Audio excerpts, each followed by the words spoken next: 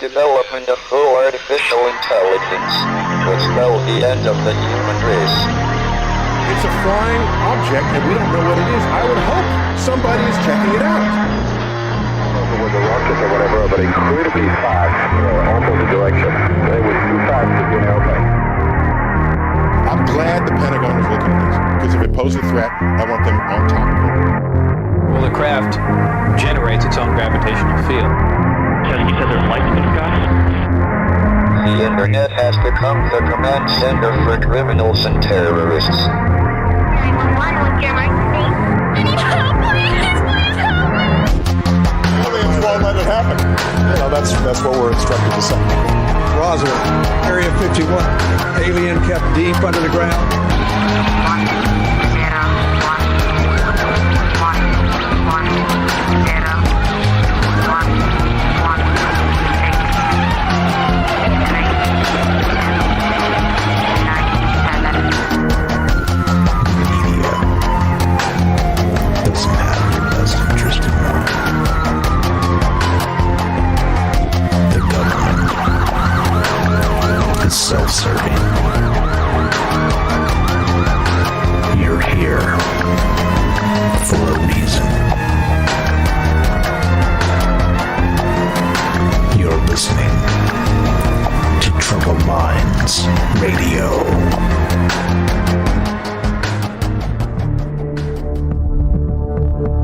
Broadcasting live from a secret bunker just off the extraterrestrial highway.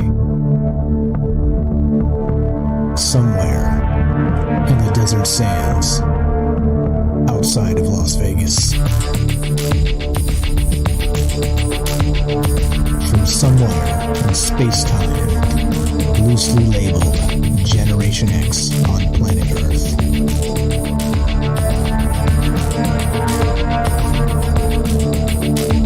And asking questions of you in earnest into the digital darkness. Good evening and welcome to Troubled Minds Radio. I'm your host, Michael Strange. And hello to all of you who might also have troubled minds. What's up, guys? It is Tuesday night, and that means it is show night. It means we're back to talk about all the forbidden things. Aliens, conspiracy, the paranormal. The things that would get you fired talking about around the water cooler. And so instead, we get together and we do it this way. This show is about more things than that, about many more things. Of course, we talk about the 24-hour news cycle. We talk about academia. We talk about the government. We talk about the injustices of the world and how everybody doesn't see. What does George Carlin say? The great George Carlin. Nobody seems to notice. Nobody seems to care. That's what we're here talking about. That's what we're here doing. That's what this show is all about. All of those crazy things that really make up the world we live in, and nobody seems to notice and nobody seems to care, do they? It certainly seems that way sometimes. All right. So we've changed the format of the show just a little bit. So if everybody's kind of expecting an old one, there's a new one. There's a new format here. So the way this works is, wait, did I mention? Hold on. Let's back up. Let's back up. Too much. Let's back up. Right now, Tuesday night, it is December, what the hell's the day? I never know what the damn day it is. It's Tuesday, December 15th. And we're live. If it's Tuesday night, wherever you're at, December 15th, you're listening right this second, we are live. And we're doing, what do? We do it live because we include you. We're streaming on several platforms. We're streaming on YouTube. We're streaming on Facebook. We're streaming on Periscope, which is part of Twitter. We're streaming on... What else are we streaming on? We're streaming on, did I say Facebook? We're streaming on DLive. Yeah, all of those things except for Twitch. We cut Twitch out. That was carved out for a new show. And actually, if many of you... I'm sure many of you know about this. Many of you do not yet. But we have a new show It's actually streaming live on Twitch 5 days a week. So we used to do the news. We used to do conspiracy news on this show, and it just became too much because we were talking about too many things. It's too disjointed, a little bit of a mess. So we split off the news segments entirely, and we're doing 5 days a week conspiracy news on Twitch. And then that leaves this show. And so we get to go straight into aliens and conspiracy and the paranormal and the government and everything else. And nobody seems to notice and nobody seems to care. But that's not what I mean. Not you guys, clearly. I just mean the world at large. All these crazy things that we talk about, that we think about, and nobody seems to notice and nobody seems to care. So there you go. All right. So tonight, the way this is going to work, this is live. We record this live, we do this live, and we do it to include you. So all these platforms we're streaming on, we're watching chat, and if we got pertinent chat that's relevant to the show, we'll read it. And so please chat it up. Feedback is good. Anything's good in the chat. Say hello. Just don't bicker with each other, please. It makes it hard for me because I don't know if you're talking to me or you're shitting on somebody else. You know what I mean? That type of thing. So just make it easy on me, please. I'm just kidding. It's fine. Go ahead, bicker away, or don't please don't. Okay, but anyway, so we're doing this live, and we include you. And did I mention there's a phone number? So we will read the chat as we go. If you want to be part of the show, you can do that. You pick up the phone, you dial this number, 702-957-1037. And that's a Vegas area code, and that's where we're streaming from. And you can also join the Discord. So for the international types that don't like the long distance and all the rest of that, Discord is free. If you have a internet connection, it's as simple as that. It's a chat client and a voice client, and it's how we do the show typically. So, yeah, easy, right? Easy. Call the number, click the Discord link, and you can find both the number and the Discord link at the official website, which is troubledminds.org. And there you go. There you go. So that's what's up. So here's what we're going to do. We're skipping the news. That's been cut off to its own show. That's called Conspiracy News with Michael Strange, and you can find that on Twitch. And you can find the Twitch link. That's right. You guessed it. On the official website, troubledminds.org. The Twitch link is right on top. Okay, so if you want to check that out, we're going 5 days a week, 4 p.m. Pacific, talking about conspiracy news. It's been 3 shows so far. It's been pretty good. We got some people showing up from this show, saying hi and having a good time over there on Twitch. So fantastic. If you guys want to join us there, I would appreciate that a lot. And spread the word. Spread the word. It's basically a reading. So this is what we used to do. We used to read the news on this show. Not really just read the news like AI or robots or anything like that, but actually, like a human might, and actually maybe some light commentary and, roll your eyes and smack your forehead type of stuff when you're reading the news. But so that's turned into its own entire whole show because it was so good. The content was good. And the news is just off the rails constantly. And so it's like, you could turn on Fox News and CNN and then pull your hair out wondering what the hell is really going on.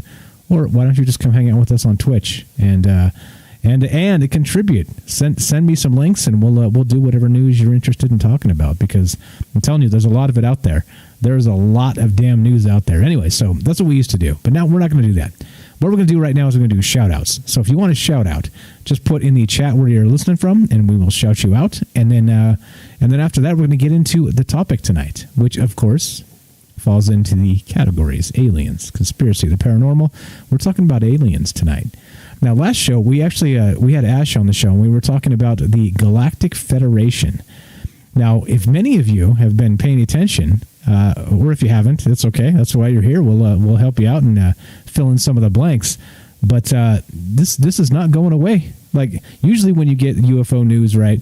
Unless it's Tom DeLonge and those guys, like their news from like 3 years ago is stuck in the news cycle and just gets regurgitated. But most UFO or alien type news actually comes and goes fairly quickly, right? But this is sticking around. This Galactic Federation is just, it kind of won't go away. And I don't know if that's good or that's bad. So we're going to talk about that tonight. So anyway, one more time, 702-957-1037. We are live. Troubleminds.org, the official website. Click the Discord link and you can join the show. And let's do shout outs. Let's do shout-outs. Let's start on Facebook, and then we'll move over to everywhere else.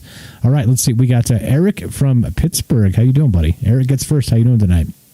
We got Joanne gets a close second. Thank you for showing up, Joanne. Good evening. We got Jimmy. How you doing? We got Jordan. Fire. Hot, spitting hot alien fire. What's up, buddy? We got William from Singapore. Thanks for showing up tonight. We got Elizabeth from Oregon. Rainy Oregon. Boo. That's why I don't live in Oregon. The trees are beautiful. The rain sucks. Yeah. Yeah. What's up? Juan, hello from Dallas, Texas. The weather is making me feel lazy AF. Amen, brother. Amen, brother. Timothy, how you doing? Tinfoil Timothy University. Follow him on YouTube. What's happening, guy? Thanks for showing up. Stephen, and now we awaken. Right? Is anybody else out there on the night shift where, like, you just feel like you wake up in the morning, you go to your job, and you feel like no matter how good you feel, really, you don't really feel alive and awake until the sun goes down? I don't know. That's kind of like me. It's just weird, right? Like I think I'm that eternal night shift guy. I just can't do it. It's really difficult for me. Like I can manage, of course, but it just seems like once the moon comes out, I feel like howling. Oh, you know what I mean? All right, Philip from Southern Oregon, what's happening, man? He says, what's good, Mike? Was looking for this pop-up on YouTube, but haven't seen the notification yet. It's also me, Philip, checking in from Southern Oregon. Philip, what's up, my man? Yeah, okay, so we have a different YouTube channel. So if you go to, here's the thing, we have a copyright strike, all right, on because of some dick POS crap company that instead of sending you a thing that says, hey, pay us or take it down, they just give you a copyright strike on the regular YouTube channel, okay? So, when you get a copyright strike, I can play Madonna Material Girl, like I've said before, or I can play anything musically. I can play almost anything like from big Hollywood studios, right? Like I can play Avengers and shit like this, right? It's no problem. They just want the money for it, right? Which is fine. You can monetize the video, no sweat. But these assholes, for a Bigfoot video we did a year ago, they put a copyright strike on it. So when you get a copyright strike, you cannot stream on that channel for 3 freaking months, right? It's unbelievable. So our main YouTube channel we are not streaming on because of that. So just FYI. Brian, what's up? Thanks for showing up tonight. So we have an alternate YouTube channel. Go to troubledminds.org. It's right in the middle of the page. That's where we're streaming, and you can find the YouTube channel right there, the alternate YouTube channel. What's up, Juan? Hello. We got Diane. Thanks for showing up tonight. How are you? Let's see. Brian says, mix some Tupac Machiavelli rap in that music, and you got a hit. Yeah, maybe, right? Maybe. What's up, Robert? Or thanks for showing up. Robert says, finished listening to the first Conspiracy News with Michael Strange on Twitch just minutes ago. Really good show, and you actually see Michael Strange's face, which looks just as I imagined it would. Thank you for listening over there. Come join us live. You can call in and do the regular thing. But yeah, do check it out, guys. A completely separate show. Same type of vibe, same type of experience. You got me. And basically, I want to know, are you sick of me yet? Because I'm going to outwork you. I'm going to wear you down. You're going to be like, I like this show, and then you're going to hear from me like 6 days a week, and then you're going to be like, oh, shit, this guy again. Robert, thanks for going and checking that out. I appreciate that a lot. What's up? Let's see. Brian says, lots of people don't recognize Tupac Machiavelli was a lyrical genius in his own right. Yeah, that was a great album. A message within a message. Yeah, very good stuff. Steven says he was more than a hip-hop artist. Yes, definitely he was. Benjamin, happy holidays, Mike. Happy holidays to you as well, sir. Thanks for showing up tonight. Let's see. Luis says, post Twitch link. I will do that shortly. Just one moment, please. Candy, hello from Las Vegas. Thanks for showing up tonight. Jeff, hi from North Las Vegas. Oh, boy. We got neighbors. I'm surrounded. Help. Help me. Thanks for showing up, guys. I appreciate it a lot. Trent says, yes. What's up, buddy? No. Okay, yes. Okay, yes, you win. Walter, I keep getting a text at 7:30 for the last 2 or 3 days. Says you're about to go live. Wait, 7:30? That makes no sense. Oh, wait. No. Wait, what? Okay, so are you Eastern time? What's going on here? Eastern time, right? No, because we basically go live. If you're Eastern time, we're going live closer to 7 your time. I don't know what's going on with that. It's probably the technocrats, right? they're screwing with us. What's up, Trent? Thanks for being here tonight. Philip says, I think this Galactic Federation stuff is legit. Do you remember that TV broadcast that was hijacked back in the 60s or 70s, announcing they're the Galactic Federation and talking to the public? They could never find out who hijacked the TV signal now. This seems linked to me. We did a whole show on that, actually, the Galactic Federation bit. And yeah, that television broadcast. So yeah, good stuff there. Let's see. Do not shout me out. You got it, buddy. You know who I'm talking to, but I'm not gonna name you. The nameless one does not get a shout out. What's up? Philip says, "Holy shit, man, that's crazy." Also saw the new show. Well, a clip of it, and you popped in here, so jumped over to check out the show. Yeah, check it out. Do go. Please be there. If we get this crew over there, we're gonna take Twitch by storm, and they won't know what to do with us because, well, to be honest, most of the youngsters on Twitch are over there playing video games and watching chicks in yoga pants. So we're gonna be there to raise the frequency. Yeah. What's up, Walter from the East Coast? How you doing, buddy? Thanks for being here. Kelly, what you heal in yourself, you heal in your family line. Unknown quote. Good evening, peeps. Thanks for showing up, Kelly. Appreciate you being here. Let's see. Beechwood, what's up? All hail. How you doing? I think we're caught up. We'll skip over to YouTube and the rest of this. And if we missed you, or because here's the thing too. Notably, Facebook chat seems to cut chat out sometimes. So if I missed you and don't read a really great comment, try it again, because sometimes it just completely removes stuff. So just FYI, I only see what I can see. I'm only human. I'm not tapped into the matrix. And the technocracy does its thing and tries to pull everybody down. All right, let's see. We got over on YouTube, we got Eli. Hi, hello from Washington. What's up, Eli? We got Fred from Phoenix. How you doing? Thanks for being here. We got Bandicats, and I think that's cool. That's what we got there for now, but I'm sure we'll get some stragglers because, fashionably late is how we do.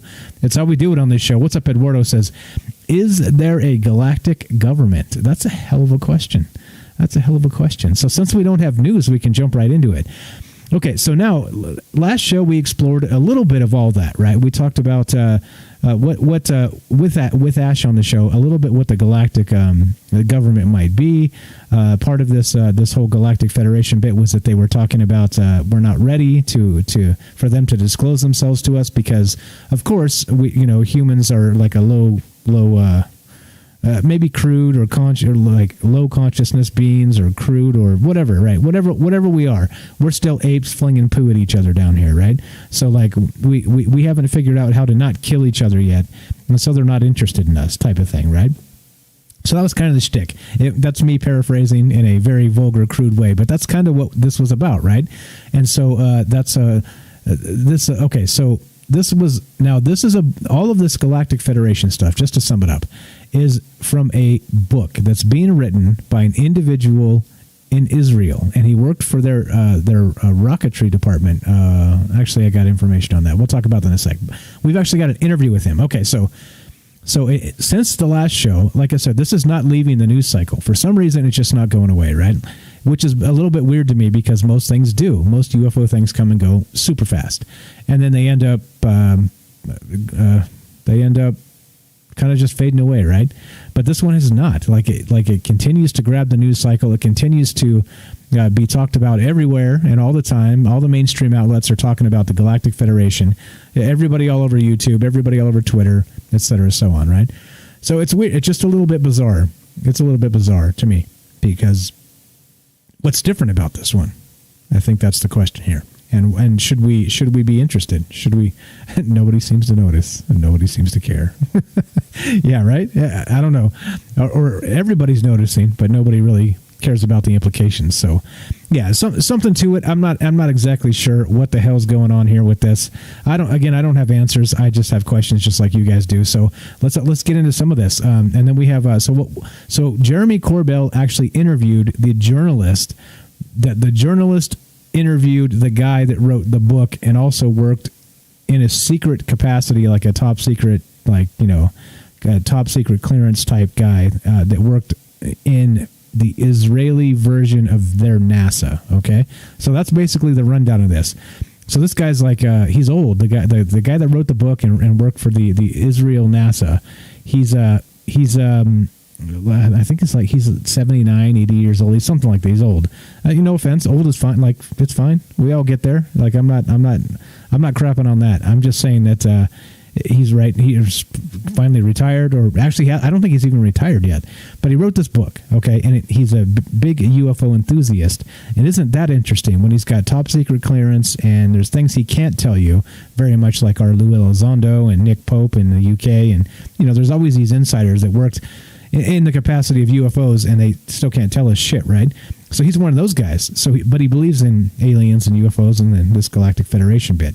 So now the question with all of this is there legs to this? Does he actually have evidence to kind of back it up, or is he just the kind of wishful thinking, or was this lost in translation?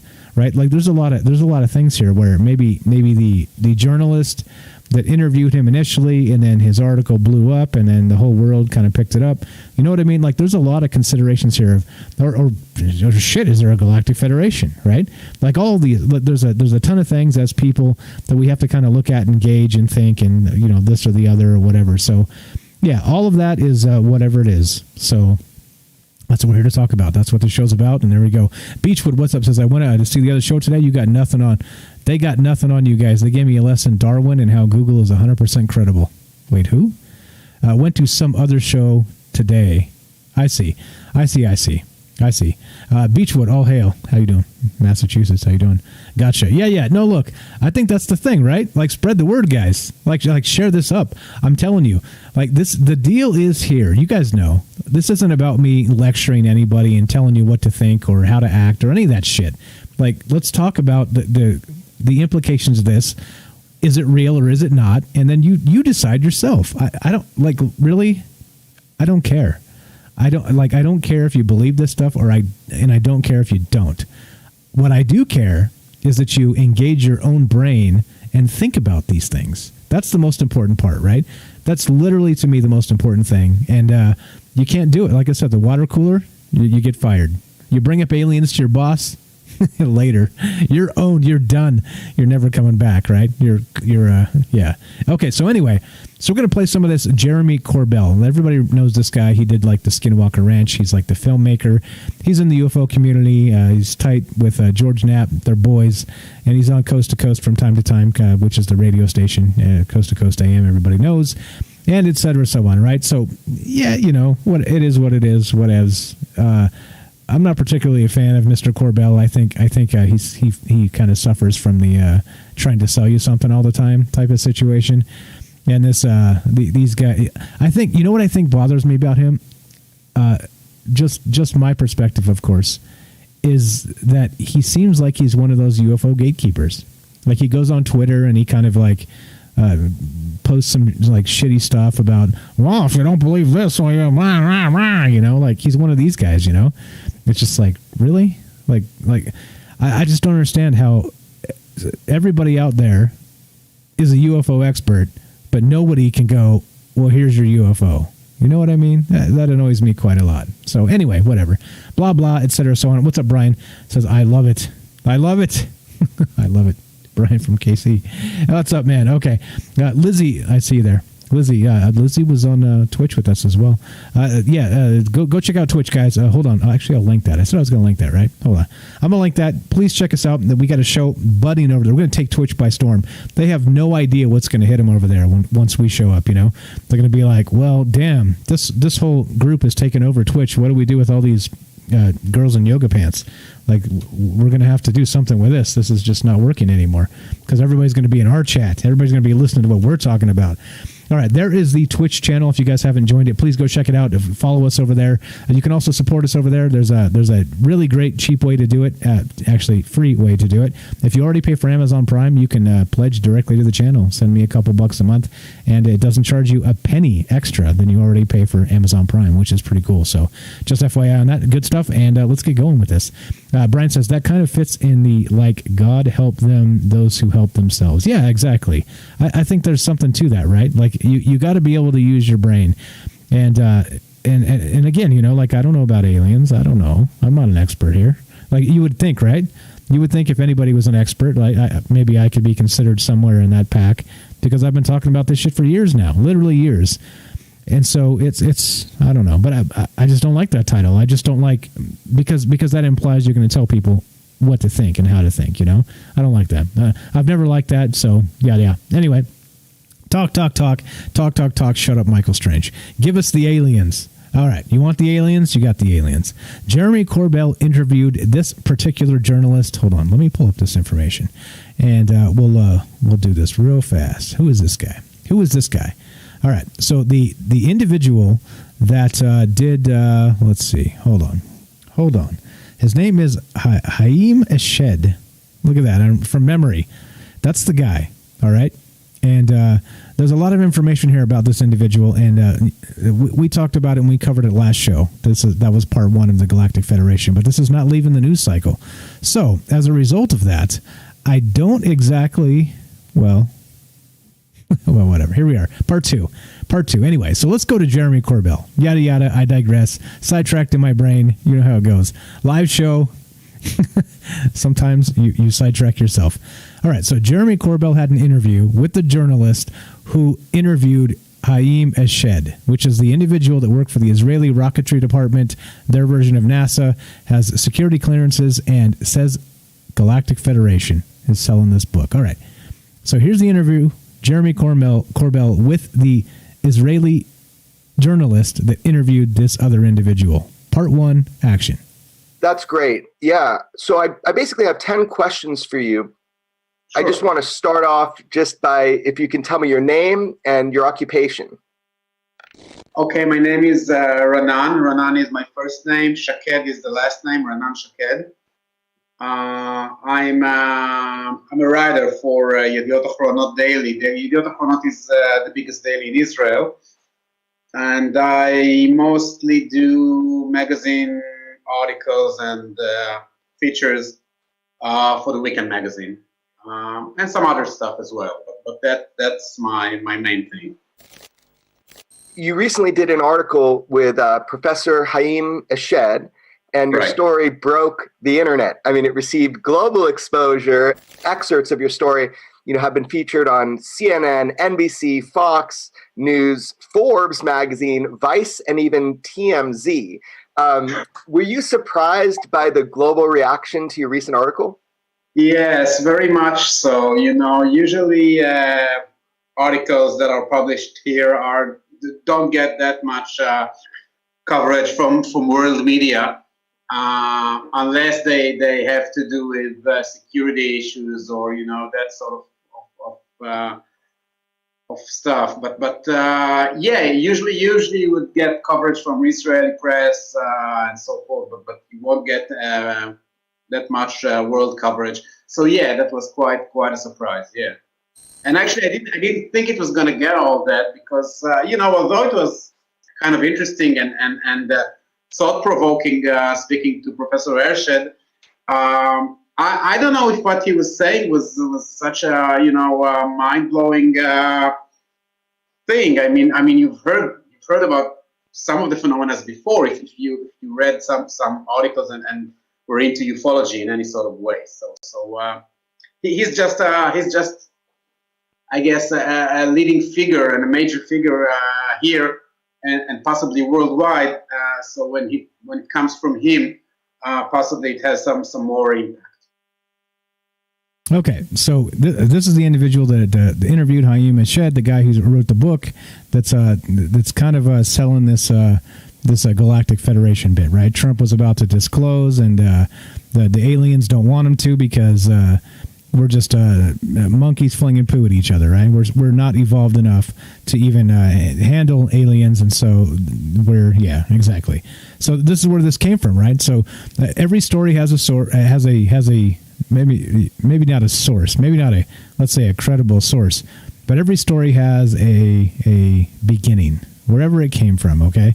And so this is the beginning of the story. This journalist interviewed Haim Eshed, who's writing the book, and again has worked for the Israeli version of NASA. Okay, so there we go. There's part 1. This is Jeremy Corbell, and he interviewed this guy just a couple days ago. So between the last show on Friday and this show, Tuesday, these interviews are coming out. Like, this stuff is still happening, right? Like, there's still information coming out about this. Like I said, it hasn't left the news cycle. A little bit weird, right? A little bit weird. I'm not exactly sure why, but yeah, okay. What's up, Brandon? How you doing? What does he have to lose? Which guy? Corbell or the journalist or the guy that wrote the book? Yeah. All right. So here we go. Part 2, Jeremy Corbell interviewing the journalist who interviewed Haim Eshed. And yeah, here we go. Action. Yeah, so that's what I wanted to talk with you about. I mean, your article was kind of chopped up and they took little quotes and made them the lead. But I was able to read the full story, which has a lot more context. So how you're showing that it wasn't as impressive to you, this stuff has been covered. It shows the appetite of the global public about the UFO phenomenon at this time. But what you said is really critical. It's who is saying it. So can you tell me from an Israeli perspective or a global perspective about Professor Eshed, who he is, what he's done in his life, separate from all of this? Basically, he's one of the leading figures in Israeli aviation. He has been for years. He's 81 years old now, and he's not even retired. I mean, he still works for some establishments, I think. But what he's best known for is his work in kind of inventing and putting together the first Israeli satellite back in the 80s, which was a big deal because Israel was at the time, and it still is, but it's not a major player in any of these fields. And we were actually the 7th country, I think, globally to launch a satellite. So that was a big thing back in the 80s. And then he was also, he was for like 29 years, I think, the head of the Israeli Space Agency. And he actually started it and he led it for almost 3 decades. So yeah, he's a major figure. And he won a couple of prizes, like prizes for stuff that he did here that weren't even published. I mean, it's still being censored. I mean, it was published that he won the awards, but they couldn't publish what it was for, like national security type of thing. So yeah, he's very he's a senior character. Okay, so we have layers of interviews here. So we have Jeremy Corbell interviewing the journalist that interviewed Haim Eshed, which is the individual that's bringing forth this Galactic Federation stuff. And so notice this, the journalist here says that Dr. Eshed, Haim Eshed, is very well respected in Israel and has been kind of like what would you say? How would you equate him to? I don't know, like somebody like in their rocketry program and aviation. He's been around for 30 plus years in the government. He's been working on these programs. He's been leading these programs. Like he's literally one of those guys where if he talks about aliens, everybody goes, wait, what? Coming from this guy? So there's what's happening here and why some of this has been picked up and kind of the media is running with it. It's just because he's so well respected. He has security clearances. There are some things he can't tell you, and so when information like this comes from somebody like that, the world listens, right? The world definitely listens. So I think that's what's going on here and why it kind of hasn't left the news cycle. It's weird that. We're talking, like we always talk about this stuff. Like, we've talked about the Council of Five. We talked about the Council of Nine. We'll bring that up again tonight and look into some of those things a little bit. But it's a little bit weird to me that, this stuff has been out there. Like this is, like somebody said in the show, the news show earlier on Twitch today, that this is not new.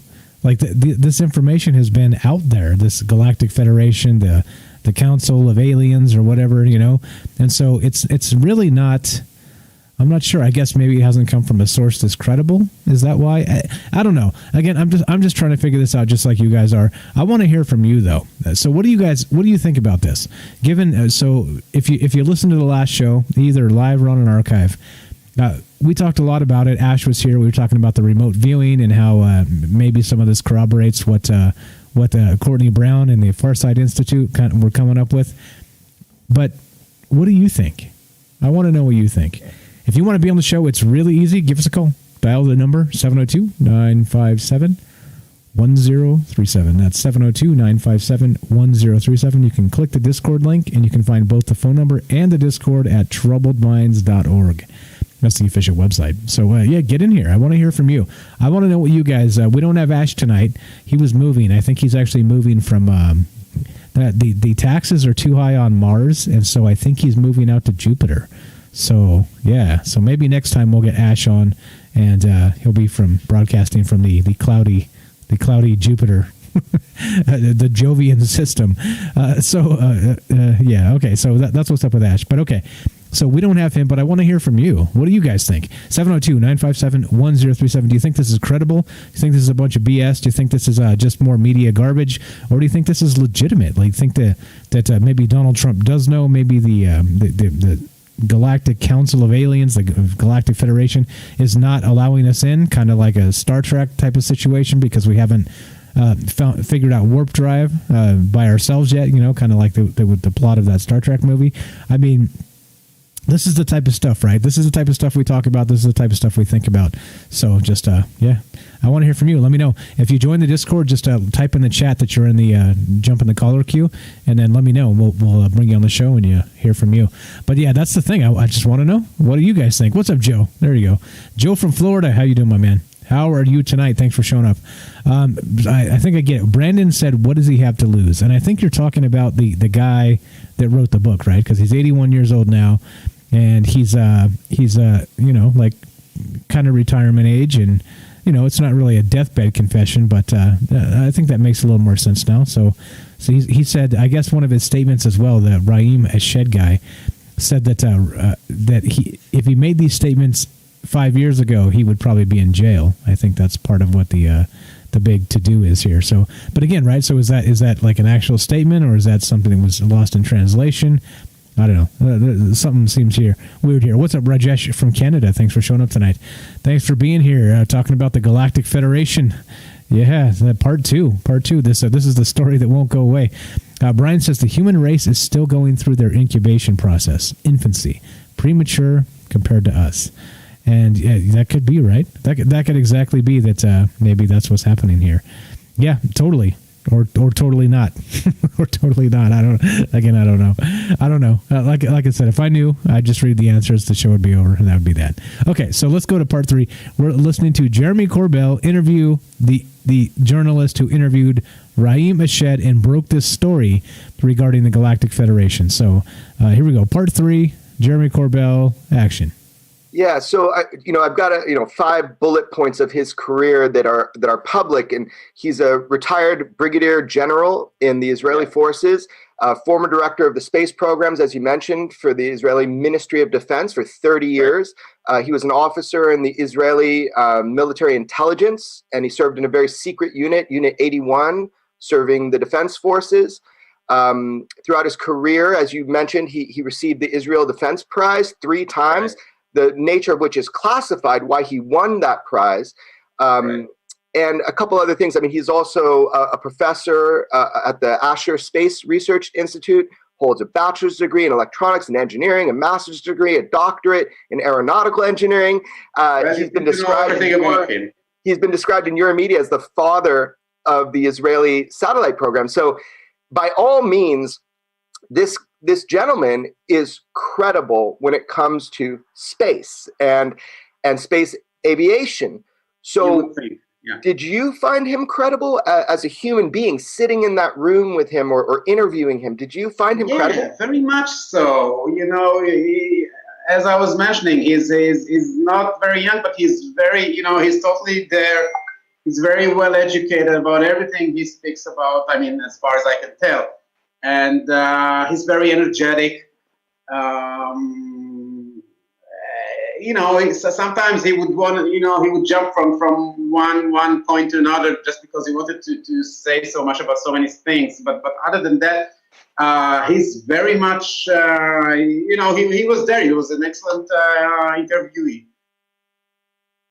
Okay, so there, I think that's probably one of the major reasons why this is gaining so much traction, right? Because the guy has such an impressive resume. The individual that wrote, again, Raim Eshed, wrote the book, included the Galactic Federation, and just talked about this. But and this journalist here that's being interviewed by Corbell is he's the guy that wrote the initial article that everybody picked up, and then bam, aliens, right? Aliens. So yeah, I mean, I guess Chuck Yeager or what's the guy, Lear? I mean, kind of guys like that, right? I was trying to fumble in for some names, but there's some people that if people here we're talking about this, and highly respected resumes like this, 30 years and father of the satellite program and all this other stuff. And they started talking about aliens. People listen, right? I think that's the thing. I think that's part of what all of this is about, and again, why we do this and talk about this stuff, because we don't really know. We don't know. Like we're behind the paywall of government transparency that is not transparent at all. So that's where we're stuck. And the paywall, I mean taxes that we pay to not get the answers. All right, let's see. Brian says that COVID hides all the news. Yeah, and that's part of it too. That's why we do the news show.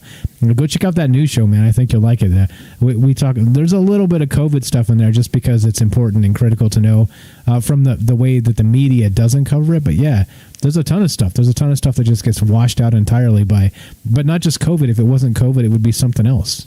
Like they would find some other way to wash out the good information with some other BS. That's just what they do. What's up, Kurt? He says just because they look smart or they're book smart doesn't necessarily make them bright, and that's true. That goes for everybody, right? Like maybe I can't read. Well, okay, that's not the case because I just read your comment, but you know what I mean? Like it does, because people never learned a particular thing doesn't mean that they're not smart is kind of my point, That's the really what I was trying to say there, but I'm a knucklehead and my brain feels like mush right now, but okay, you'll forgive me, I'm sure. Let's see. John says it is rough to listen to that guy talk. Yeah, agreed. Because he's, English is his second language there. So he clearly speaks Hebrew as a first language. I think that's exactly how the article was written in Hebrew, and so it's a little bit brutal listening to him talk. Or did you mean Jeremy Corbell? What's up, Lewis? Lewis says, why would they want to meet us when we are willing to nuke our own people and destroy the one planet we live on? We can't look after ourselves, let alone be part of something bigger. What can we bring to the table they can't do without us? And that's a good point.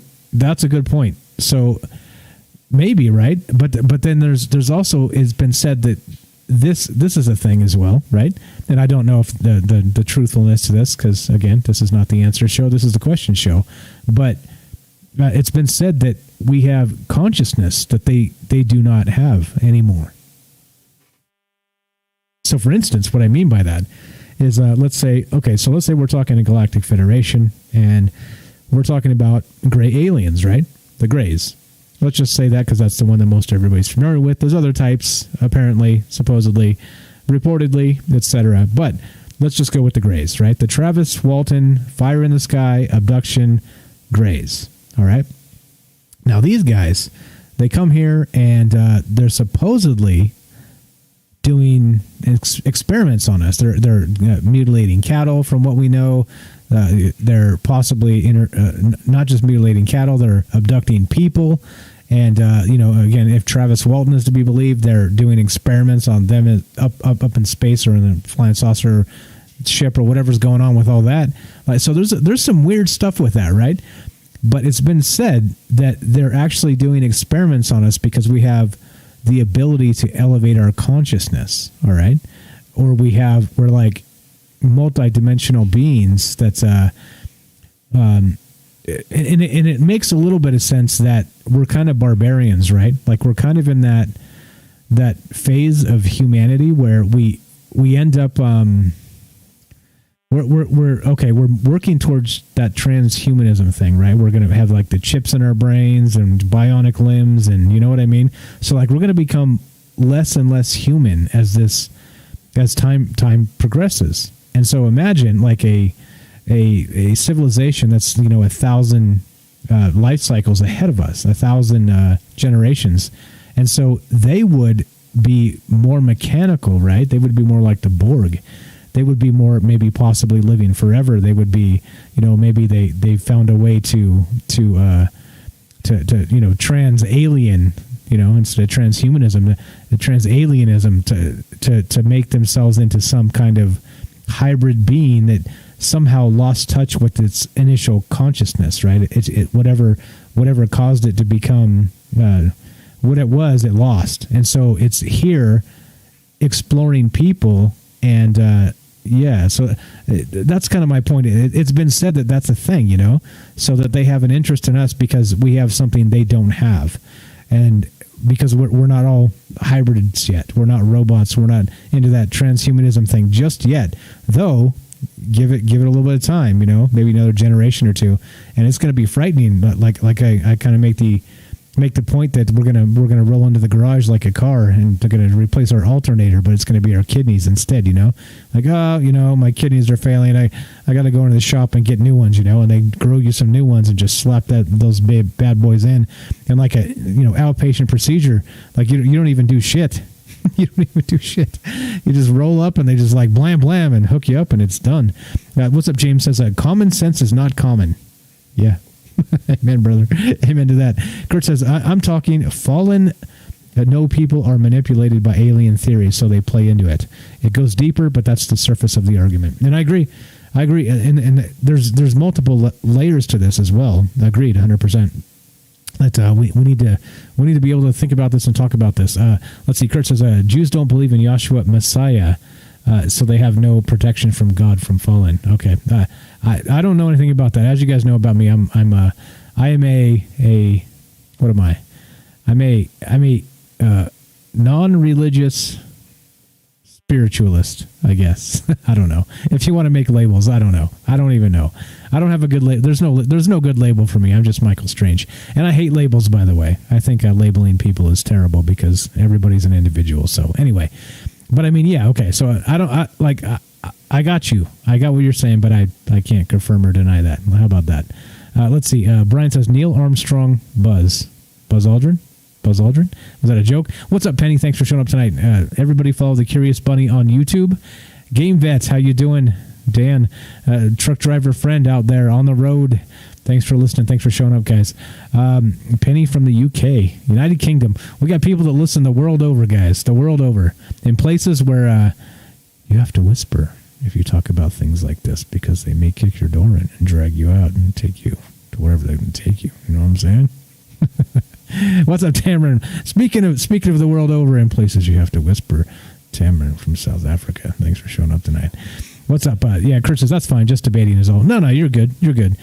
You're good, man. You're totally good. Like, all the ideas is good. And like I said, labels to me are bad. We're all individuals.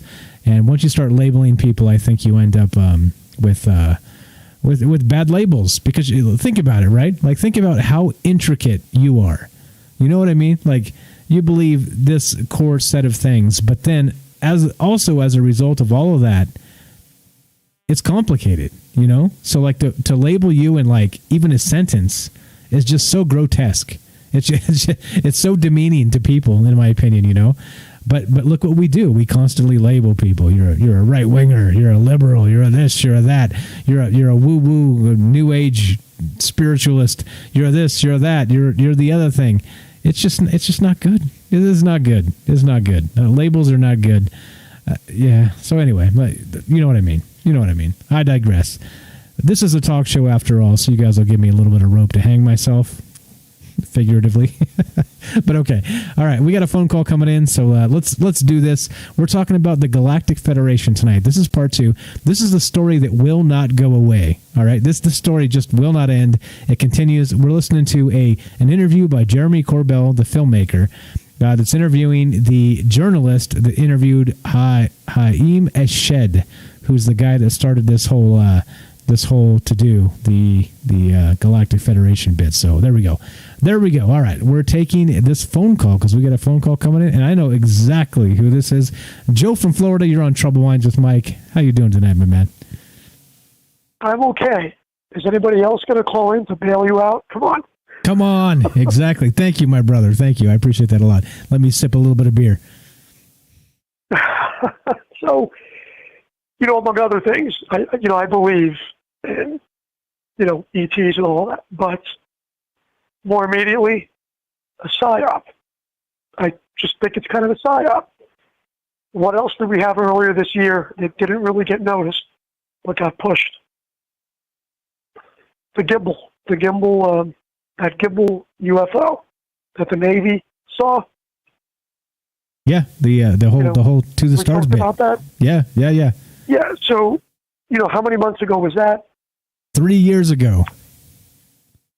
Originally, yes. We spoke about that probably 3 years ago. And it got recycled again this year. So, you've got that media story. And nothing's ever come of it, except that it was slipped in there. And then, what do we have a couple of weeks ago that was appearing in different parts of the world by copycats? Not crop circles, but we had those columns. I start to wonder if all of that media or all of those clicks and all the conversations that we're having, if that's getting fed into some kind of super algorithm to see how easily the population could be swayed. I think that would be one section of it. But the other section is, do I believe this guy? I don't know. PSYOP. On my own belief, I think there's something here. Whether you want to call it fallen angels, or it's what they left behind to watch us, the watchers, fallen angels, whatever. There's been something watching us all along. To what point, I really have no clue, because they're wasting their time. The only thing humanity seems to do is kill each other more efficiently. So that's what kind of always hangs me up. If there's something here, why are they even fucking bothering?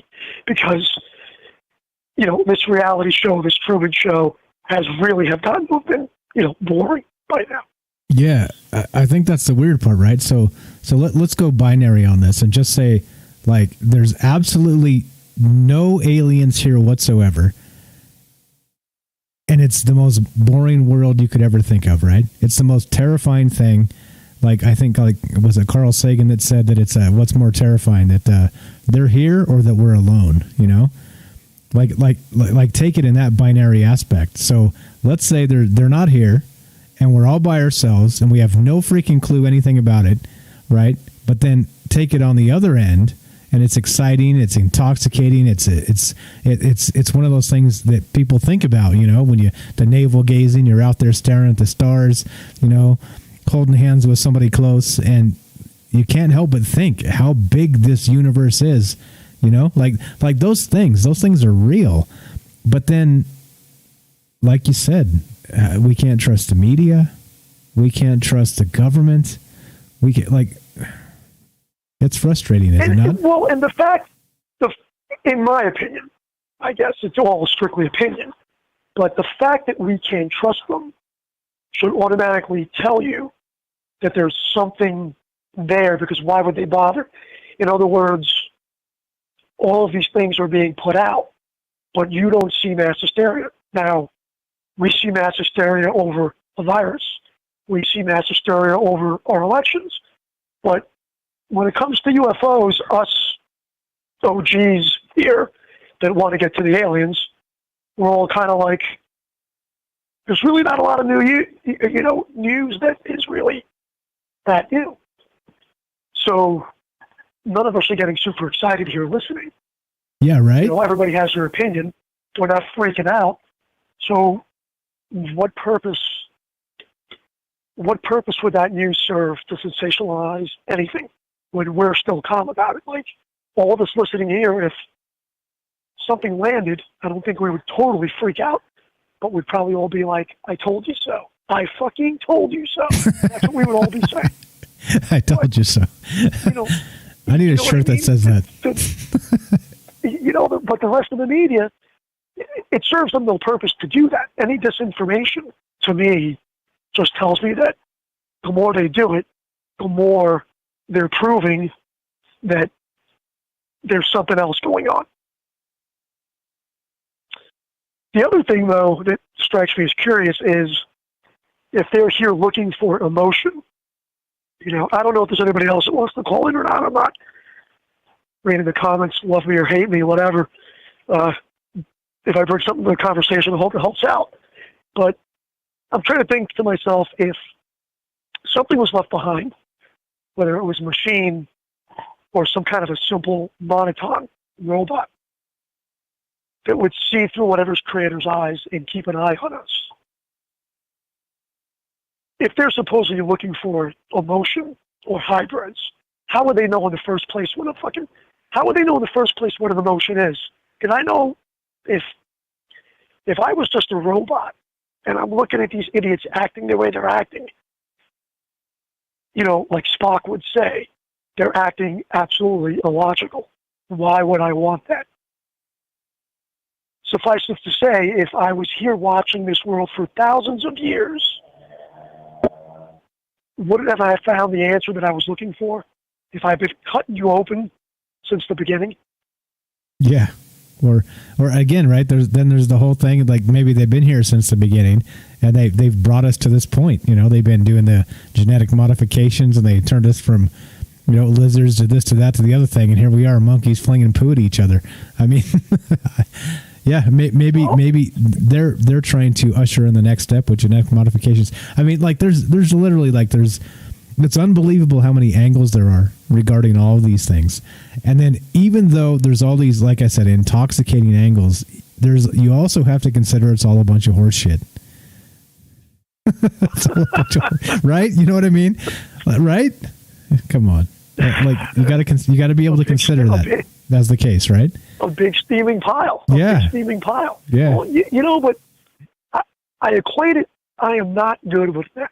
But God and the devil, fallen angels, whatever they are,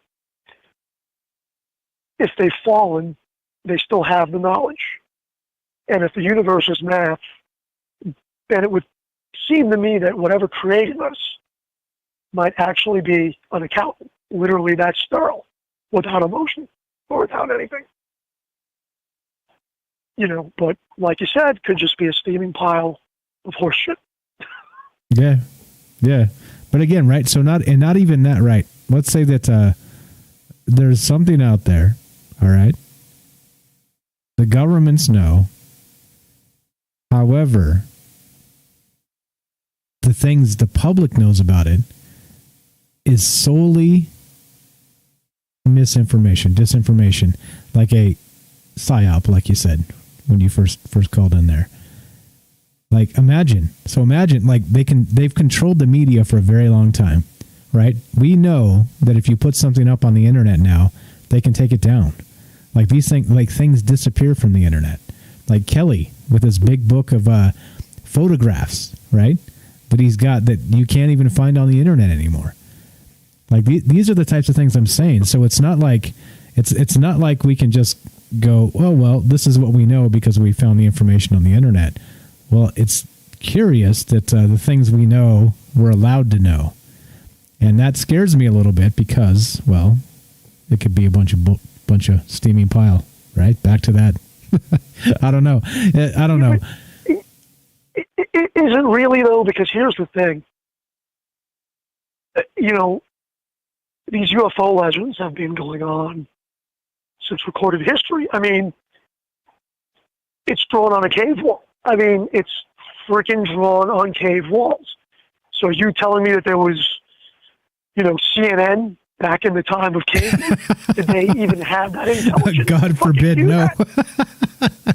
But you know what I mean? So I mean, yeah. not to blow your theory out of the water. No. It's not theory. It's just kind of like. I think there. Yeah. An opinion, whatever it is, but yeah. I mean, you're right. I think I think the magicians of today took the truth of yesterday, whatever that truth is, and interpreted it differently. Like gods, aliens, leprechauns, things change with the times. And now we have electricity and technology. So let's take some folklore, some stories, and make the modern day version of it. Oh, hey, by the way, we can control it. I mean, the biggest thing that we keep missing right now, too, actually, that pops into my head is War of the Worlds. Maybe War of the Worlds could be argued as the obvious 20th century version of mass hysteria in media, was when they played that radio show. And what happened when War of the Worlds came. You know, people fucking thought it was a real alien invasion. You know, except Tom Cruise wasn't in that version. Yeah. Unless he's a time traveler. Well, some people say he's a time traveler, right? So I didn't mean to derail you like that. I'm just saying that's a whole other thing. That's a whole other can of worms. I'm waiting for his UFO to land in Clearwater at Scientology headquarters. Yeah, right. That's what I'm waiting for. Yeah, well, let me know if you see. Please get a clear photograph. I'm waiting for it. I don't know. And then as far as like a galactic council, I mean, really, I don't know. I don't know. Unless they're able to see our media and tap into all of that, why would you bother? It's like a backwater. And again, we haven't changed. Oh, let's see how those people on Earth are doing. Oh, yeah, by the way, we made them with X amount of chromosomes. They're never going to advance. So what the fuck are we bothering for? Yeah. I mean, maybe. I think the thing is, though, like, so think of it this way, too. There's like that whole, like pile of ants analogy, right? So, like, as you're walking by and there's like the anthill and they're all doing their things, right? So, like, they have all their social constructs and whatever they have as ants, right? But as a person, you don't give a shit. You don't even care. Like, it's not even on your radar to even consider it for one moment. Whatever kind of, like, even if they like ESP, right? They're like mind reading each other. You don't give a shit. You don't care how advanced they are because they're ants, right? So, yep. So they don't care about politics. Wouldn't you think the distance between worlds, galaxies, planets, if there is a creator that set it up like this on purpose or however it was done, maybe the distance is to keep us from fucking everything else up that we touch. If we came from Mars, which panspermia, whatever it is, if we came from Mars, look at what happened to Mars. Then we fucked that up and we ended up here. I don't know. It's a good question, but I think we're being watched. I think that guy in Israel is probably telling the truth because he probably don't give a shit. He's half dead, and he had to get him off his chest. Hey, man, 81 is the new 40. Come on. Let me tell you. I'm going to tell you a quick true story. You guys can look it up if you need to look up the name. I did a burial for a guy on Sunday, and it's public information, so you can look it up on the website. His last name is Spradlin, Spradlin. This guy was from Kentucky. He worked for NASA. You know how bad. I mean, he was responsible for the LEM, the lunar module, worked at Grumman. His obituary is up on my website. Anyway, on the funeral home website. Guy lived over in Cocoa. And, the only question I asked the family was if he meet Von Braun. And they told me they did not believe so.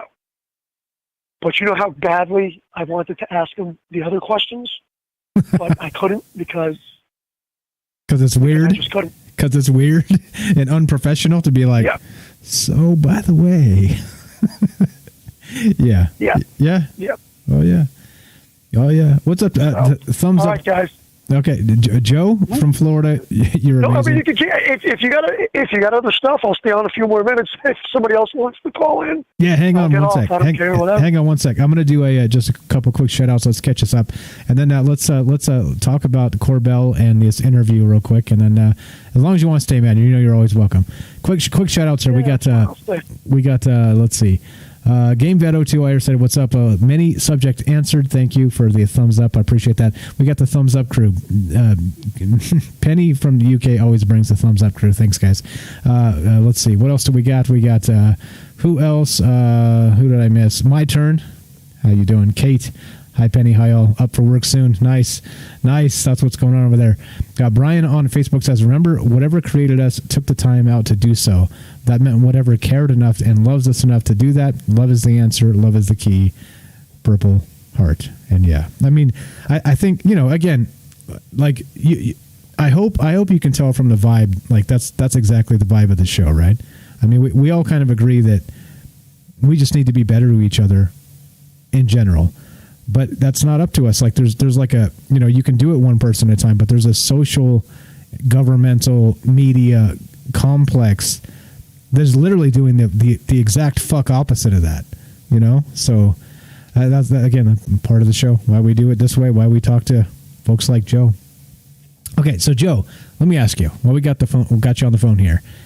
So what do you think about first Jeremy Corbell, and then this interview here with the journalist? Do you think there's a possibility there was a weird translation thing, and this got kind of lost in translation and run amok, and then went viral as a result of that? Or what do you think about this whole thing, like specifically the Israeli guy, and then the journalist, and then Corbell doing all this, and then now us talking about it? I don't think there was anything lost in translation. I mean, for the guy to even open his mouth, for that, defense secretary or whatever his name is, to even open his mouth about that, he had to know what the implications and the outcomes were going to be. The question is, how quickly did the media jump on it? The example of that would be, because I like to try and cite examples, would be, look at the column in, what was it, in Utah, whatever that freaking thing was, that monolith. Look at the monolith. That should have been a flash in the pan. The monolith probably hung on for maybe a couple more weeks or a couple more days than I certainly thought I would have expected it to. I mean, I think this news from Israel has been in the news since, I think, last week. It's been since last week. So what are we going on? Week 2. And you got to think about every little news outlet that catches wind and wants clickbait, and it shows up, and then it's targeted. Let's face it, it's targeted. I mean, tonight, I was looking at suspension parts for my car, and guess what? It shows up on my fucking phone. I mean, all of that stuff is also targeted. So, I don't think anything was lost in translation. I think it was very deliberate. To what means or what outcome, I don't know. And then Corbell could just as well be, the guy that's got the show on Coast to Coast, and anybody else that could grab an interview. They're going to grab an interview for their 20 minutes of fame just to keep the hype train going. It comes down to what us and the listeners believe. Do we believe there's something? Yeah. I got one for you right here. I got one for you right here. Ancient astronaut theorists say yes. That's the thing, But the details will always be, aside from us personally getting picked up and probed, maybe a UFO with Jeffrey Epstein shows up and says, hey, and picks us up, God forbid. That would be terrible. But aside from us getting picked up, we're never going to know those details. Never. And if there's any technology that's been garnered from it, we might see it 20 or 30 years later, just like stealth technology that we have. Or like 100 years. I mean, we're talking Roswell was 1947. 100 years, really, 100 years. But then here's the other thing that bugs the shit out of me. Helium-3, and without researching it too much or knowing too much about it, stability-wise, or whatever helium-3 does, if they've known helium-3 has been on the moon since forever, how come we haven't tried to get it and maybe use that for some kind of exotic propulsion? There's that theory of helium-3. The people out, you guys know what I'm talking about, whatever. Somebody knows.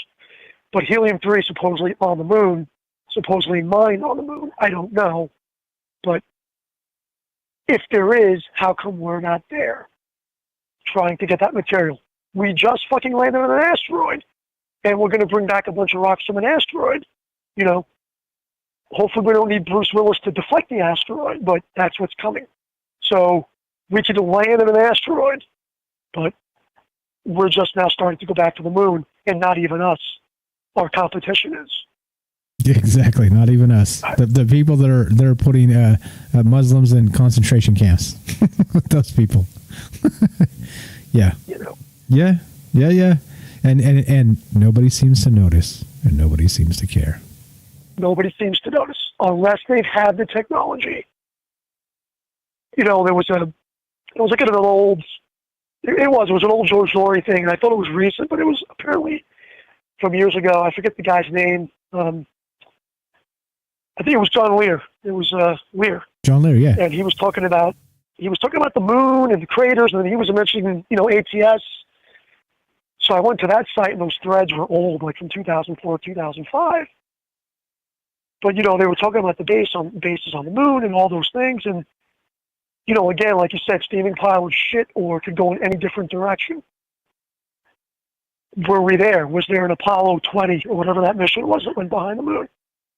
So either we are mining it, or we're not mining it, or we've mined it, and we could fly a short distance. We could fly from here to the moon and not worry about that. But as far as interstellar travel, that's not going to happen. You know, for the foreseeable future, it's not going to happen. If it's ever happened. I mean, if whatever's here's watching us may have just been here watching us. They might live underground, in the ocean, or on the moon.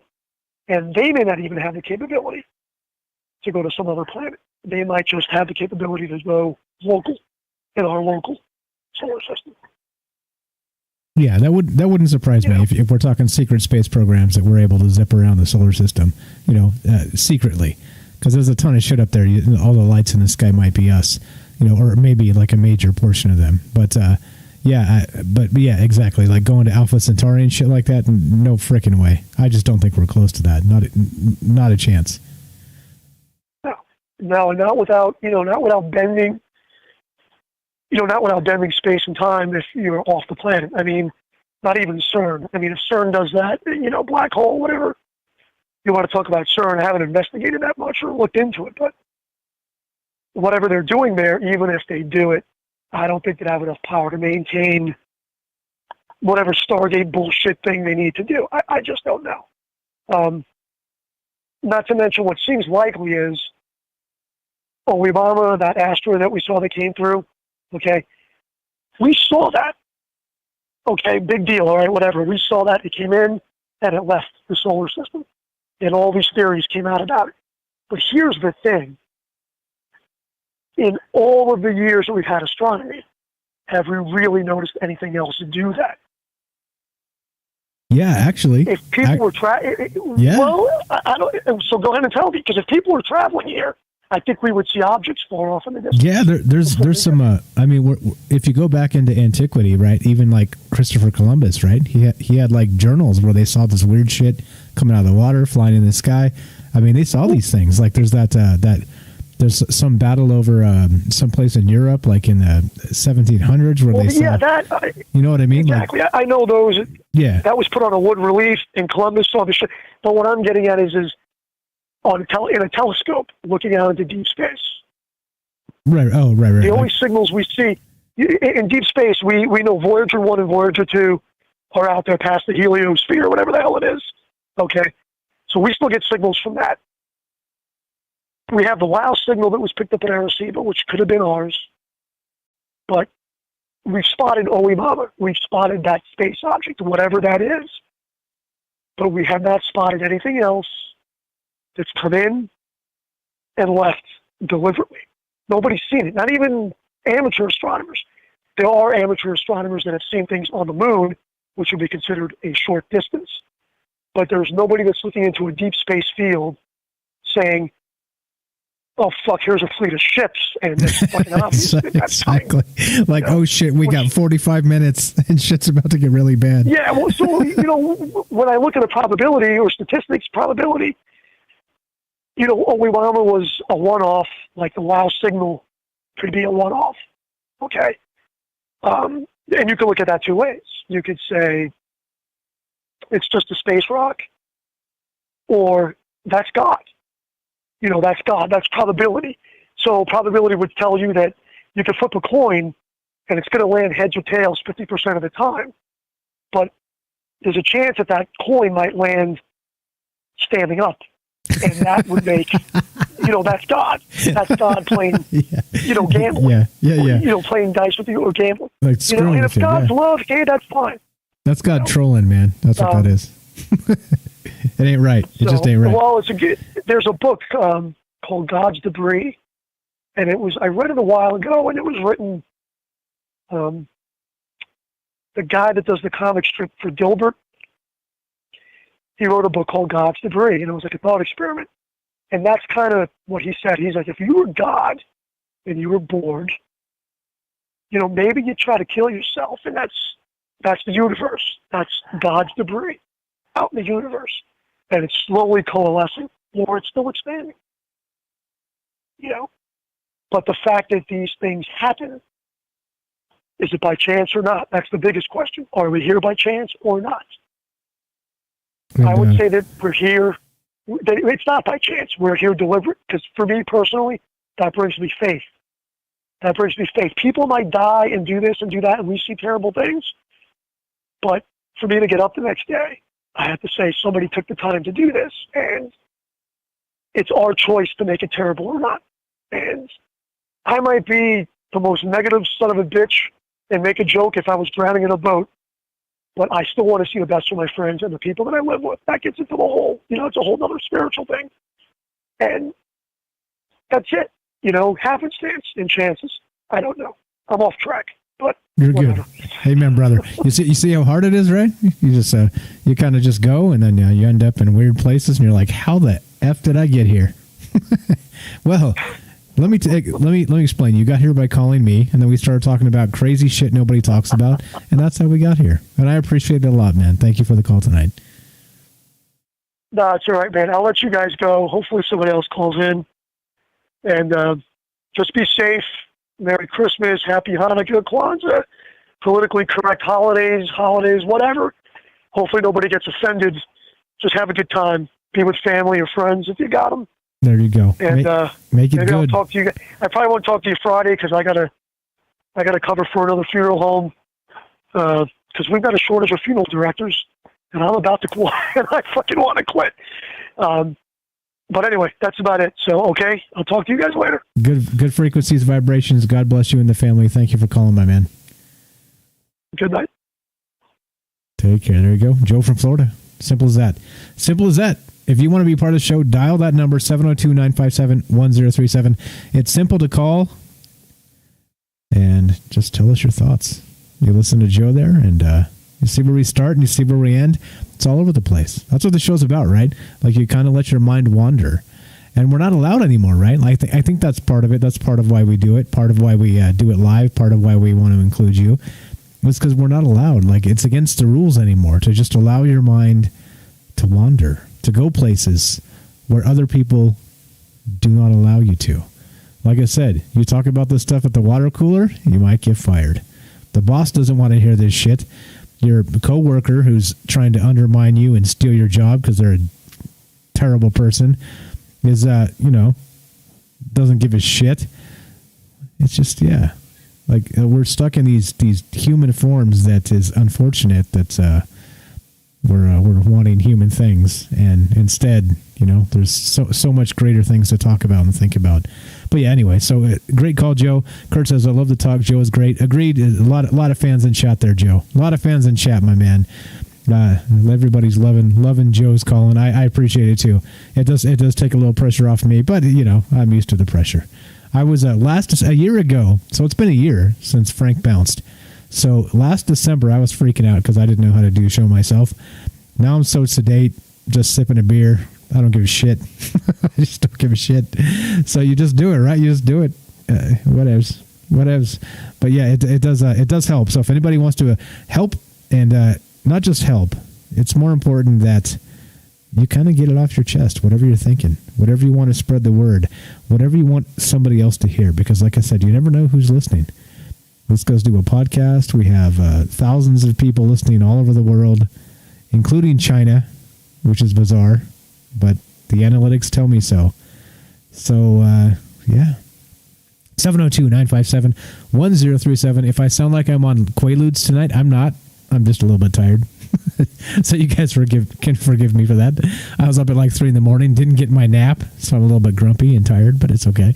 It doesn't matter, right? The show must go on, and here we are talking about amazing shit. So, okay, let's continue with the Galactic Federation. Thanks again for the call, Joe. Anybody else, you guys are definitely welcome to be on the show. 702-957-1037, troubleminds.org. Click the Discord link. Let me know what's up. Let me know what's up. Let me know what's up. That's okay. Yeah. All good, Tim. If you feel like it, cool. If you don't, cool. It's all good. It's all good. See, everybody's got that feeling. Everybody's got a little bit of feeling. What's up? We got a couple of people joining Discord. Thanks for showing up, guys. Beachwood, what's up, says there's more than one river that leads to the ocean. The more than one physical dimension you can live in here on Earth, technology is an illusion. And that's on Discord. So if you guys haven't joined the Discord, there you go. There you go. That's the level of stuff we get in there. There's a lot of smart people in Discord. So troubleminds.org, click the Discord link, and there you go. Yeah, dude, naps. I'll tell you what.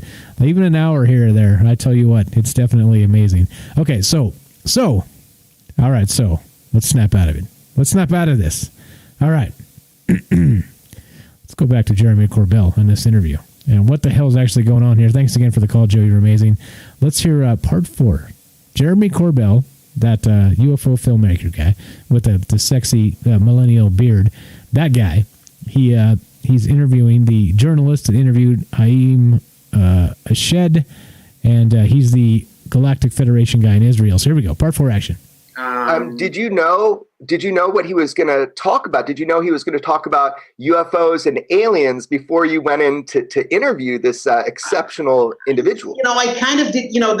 The reason we met was his book. He published a book about his basically an autobiography, and most of the book, like 2/3 of the book, aren't about ufology. It's about his life and his career and everything that you have described and some other stuff. But the last part of his book, like maybe quarter of the book, is about ufology and findings from the last decade or so. And obviously we were very much interested in that. And I thought he was gonna, I didn't know how willing he would be to discuss that at length. And I was surprised to find out that he was very much interested. Actually, before I even brought the subject up, I thought we would, first we'll talk about his career and then various endeavors. But no, almost as soon as we started talking, he brought that up and he said, and he wanted to talk about it. That's what he was most excited about. So so we devoted a large part of the conversation to that. Yeah, there's a new wave of military acknowledgement about the UFO presence and the UFO mystery. The world has been told UFOs are real. We have them on video, the famous video footage by Commander Underwood of the Tic Tac UFO off the west coast of California. Commander David Fravor is another story I reported on. He's the fighter pilot that chased a UFO. So our United States government, kind of slow to the game, has started admitting and providing evidence and proof and saying we have active programs to study this. Active programs to study this, right? Jeremy Corbell interviewing about the Galactic Federation. We got a phone call, though. Let's take this phone call. Phone calls are more important than Jeremy Corbell on clips. What's up? You're on Trouble Minds with Mike. What's your first name? Where are you calling from? Testing. 1, 2. Can you hear me? You are on the show. Hello, hello. Me? Yes, you. Good evening. Sorry, I was going back and forth between the Facebook stream and the trying to call you and everything else like that and listening to the other guy and trying to catch back up.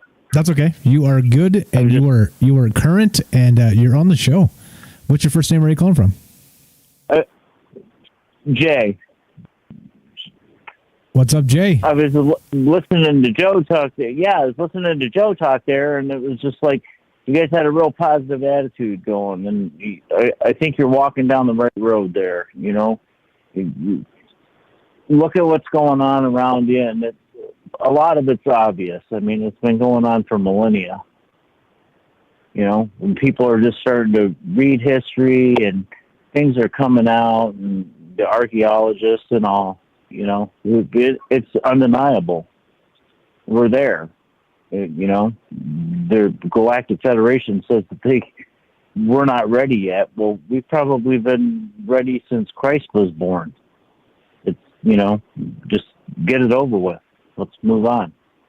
You know, okay, share technology, and we'll share what we got with you. Yeah, no, so okay. Are we a part of this or not? Or are you just mining us? Yeah, right. So let me ask you then. So what do you believe? So if we were ready since Christ, then what's the holdup? What do you think the actual physical or spiritual or whatever it is, what do you think the actual holdup is? Assuming there's a Galactic Federation that's trying to make contact. Well, we're definitely not going by ship, man. That's not logical. You know? I really don't think that's a logical way to go. So there's got to be like an interdimensional or something like that. I mean, you're talking about stuff that's like billions and billions of light years away. There's no way you're going that way in a ship. Even if you're going in a ship because you want to take all your stuff, you're going interdimensional. It's the only way they can do it. And I think that guy Joe was on the right track with that helium-3. You know, my knowledge of physics is limited. You know, a couple of classes in college for fun because I was chasing a girl. Hey, man, brother. Oh boy, the things we do for girls. I mean, I need a credit for something. Wow, check that girl out. She's signing up for that. I'll take that physics class. You know, get a C. Go down my GPA. Funny aside. Let me commiserate with you for just a minute here. I took a philosophy class in summer in college, and it was like in the summer term. It's like super accelerated, and this philosophy class was nothing but like memorize dudes and dates and shit like this, and like so it's like super accelerated. So you're reading like tons and tons. And you're trying to memorize all kinds of shit. And I was working full time and school full time. And there was this woman. Holy shit. There was a woman in this class. I could not focus anything. She was exquisite. I just couldn't. I'd get in the class and I just like my jaw would hang open. It was just I didn't hear a thing anybody said in the class. Anyway, just I can commiserate. I understand. It happened to me once, and I got a D. Yeah, I got a D in that class. Anyway. I did a little better than you. I got a C. Nice. Yeah. Nice. I mean, it happens. But see, that's the thing is we should go out and we've got to live our life, and no matter whether there's a Galactic Federation or not. You know, I'm a carpenter, but with pretty decent knowledge of engineering and physics. I'm just a carpenter. I fix fancy old houses for a living. Hey man, Jesus was a carpenter. Jesus was a carpenter. There's no way to demean that. That's a good thing. Jesus was actually a mason because they didn't really build with wood back then. Okay, all right. See, we won't get into that. I stand corrected. I stand corrected. All right. So okay. Well, they really did build with wood because their shit's still there. Yeah, that shit's still there. Yeah. All right. So you do believe aliens exist, right? Otherwise, you probably wouldn't be here. Oh, there's got to be the probability. I mean, come on, man. Really, how many galaxies can we see with our naked eyes looking up through the light pollution? I mean, the probability alone. It's got to be at least one other guy. 8 actually, I think is what the math works out to. But really, there's got to be.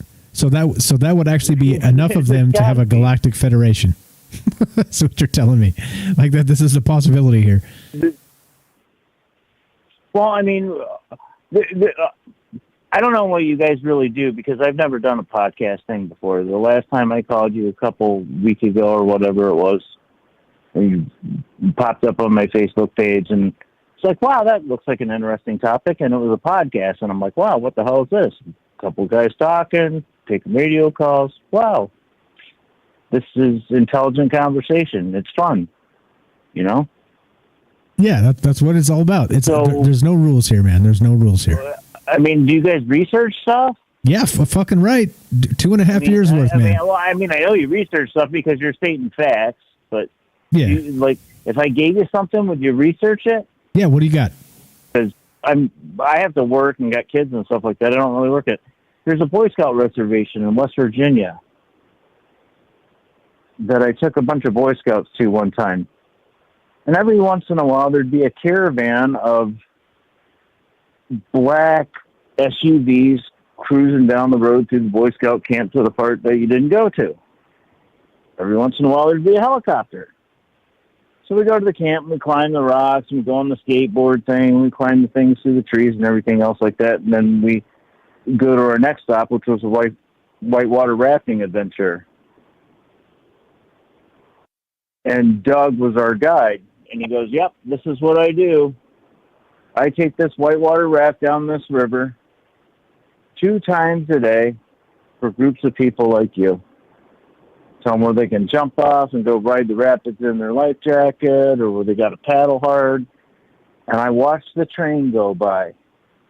And when they were building that Boy Scout reservation, there were running concrete trucks on every flat car miles long going there. And the amount of dirt that came out of there, the concrete trucks went in, the dirt went out. They were doing unbelievable digging there.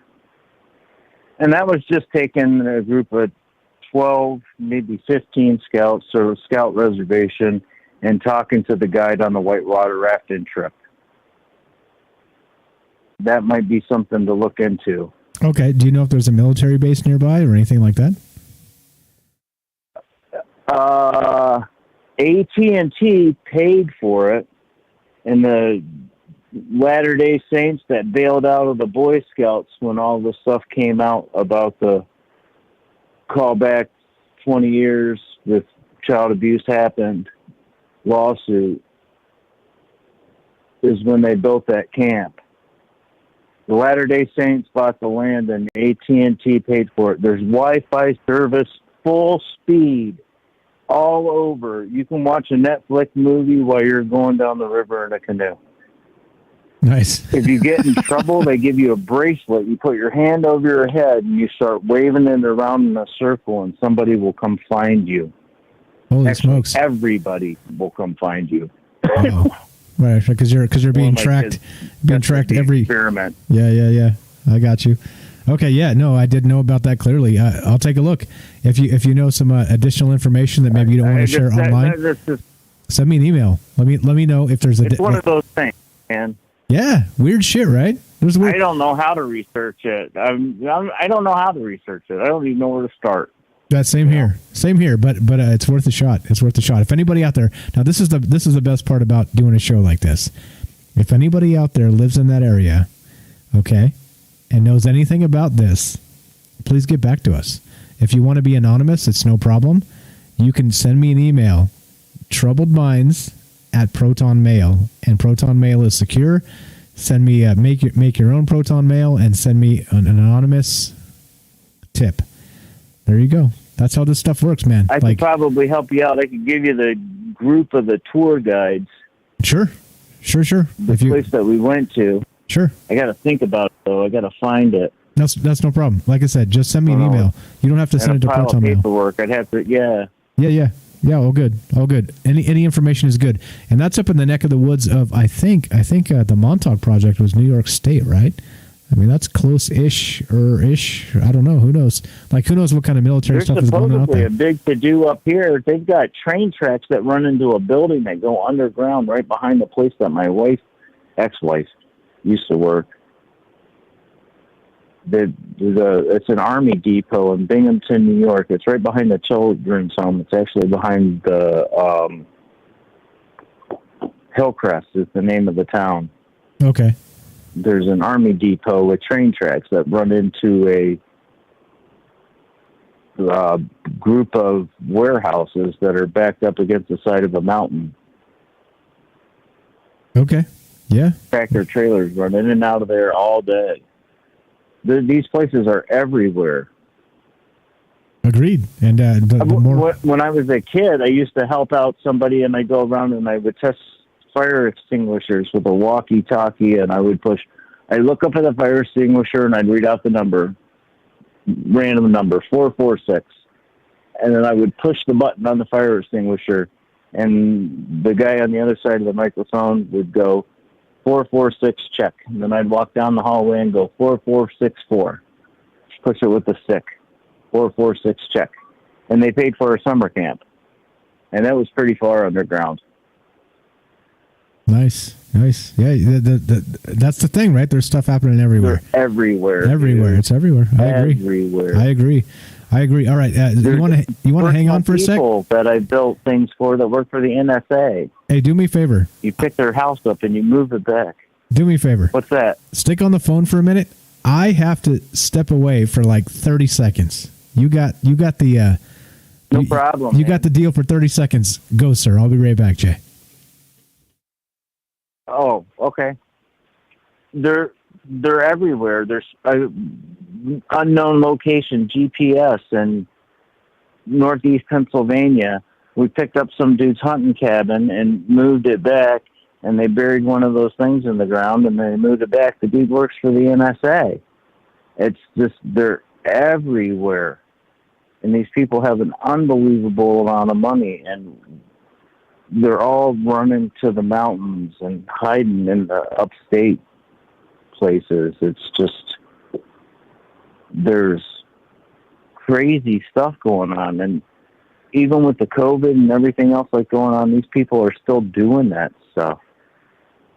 They're buying buildings, sight unseen, for $500,000 because they're leaving New York City.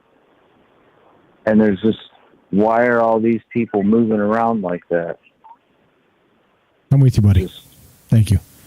Yeah. I don't. I mean, I really don't understand how something's going on, and there's a lot of people that know what's coming, and they're not telling anybody else. You know, that the whole thing with the Galactic Federation. The dude was what, like 150,000 years old, man. I got to get this off my chest before I die.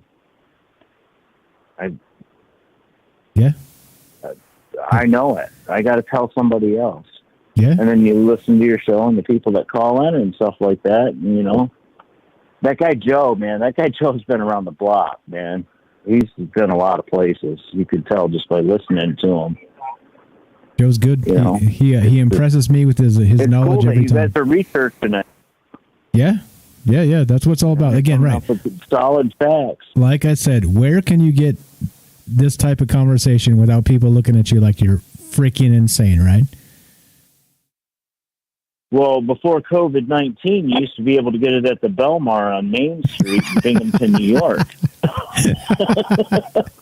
And the world is a-changing, isn't it? They close at 10. Oh, you're the best, Guinness Jay. on tap at about 40 degrees, Jameson. It was a good deal. You were a funny guy. Yeah. Yeah. You're in the right place, man. You're in the right place. You positive vibe and open mind. And man. Yeah, I appreciate that a lot. Thank you so much. Okay, we're going to keep on rolling here. So final thoughts on the Galactic Federation and the rest of this. What do you think? I think it's all the shit that's coming out. I think a long time ago, man, when they made up the statement, hindsight's 20/20, they had to tell us about it. You know, all the people say the Illuminati is allowed to do shit, but they kind of got to give you a heads up before they do it.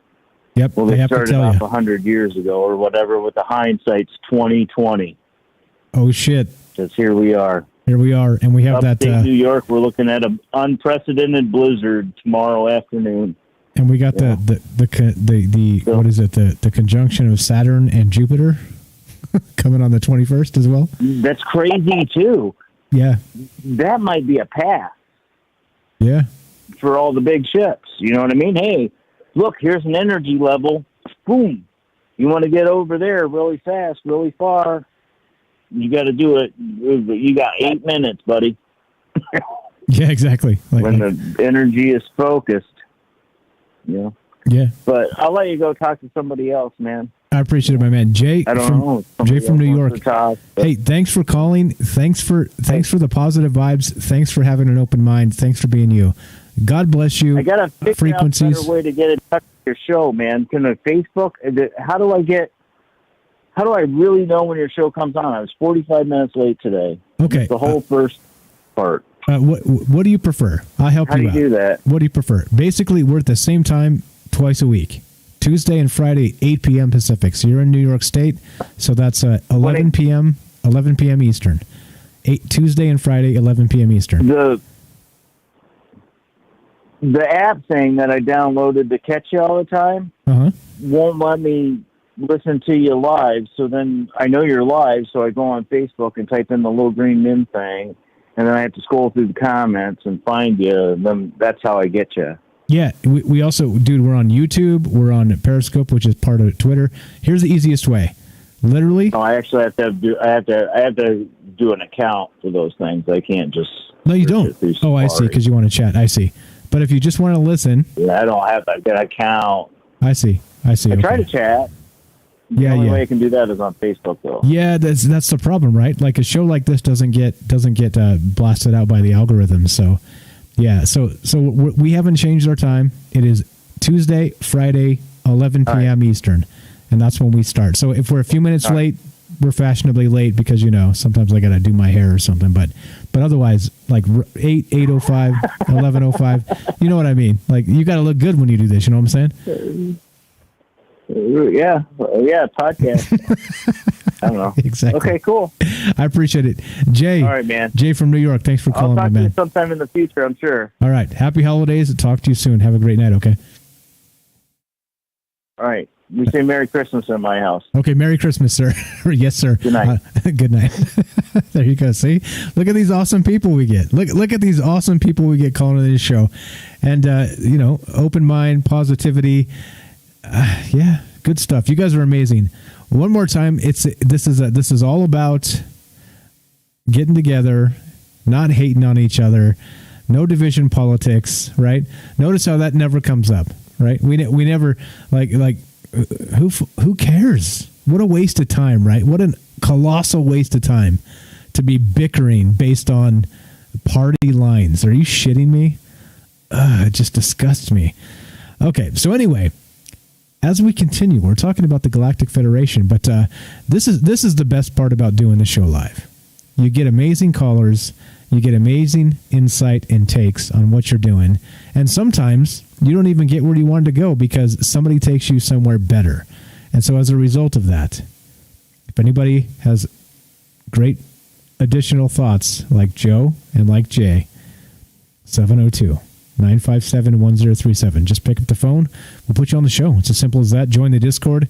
And troubledminds.org is the official website. You can click the Discord link and join there. And we'll put you on the show. Easy peasy, right? This is good stuff. Again, right? Like think about this, right? Like, okay, so I'm gonna just geek out for just a second. For 6 months, just about, when we started this show, we didn't even know if anybody was listening. We kept showing up. We kept streaming. We kept showing up. We kept talking. We kept thinking. And eventually, look what we get. Look at all these amazing people that show up and participate every single time. It's incredible. I'm humbled. I'm in awe, and I feel very blessed. So thank you guys for being here. It does mean a lot to me. So definitely good stuff. But there you go. If you want to call. Phone number's up, 702-957-1037. Join the Discord, troubledminds.org is the official website. Let's play a little bit more. Actually, where are we at time-wise? Let's play just a little bit more of this Jeremy Corbell. I got the entire thing. Like, we don't need to play the whole thing.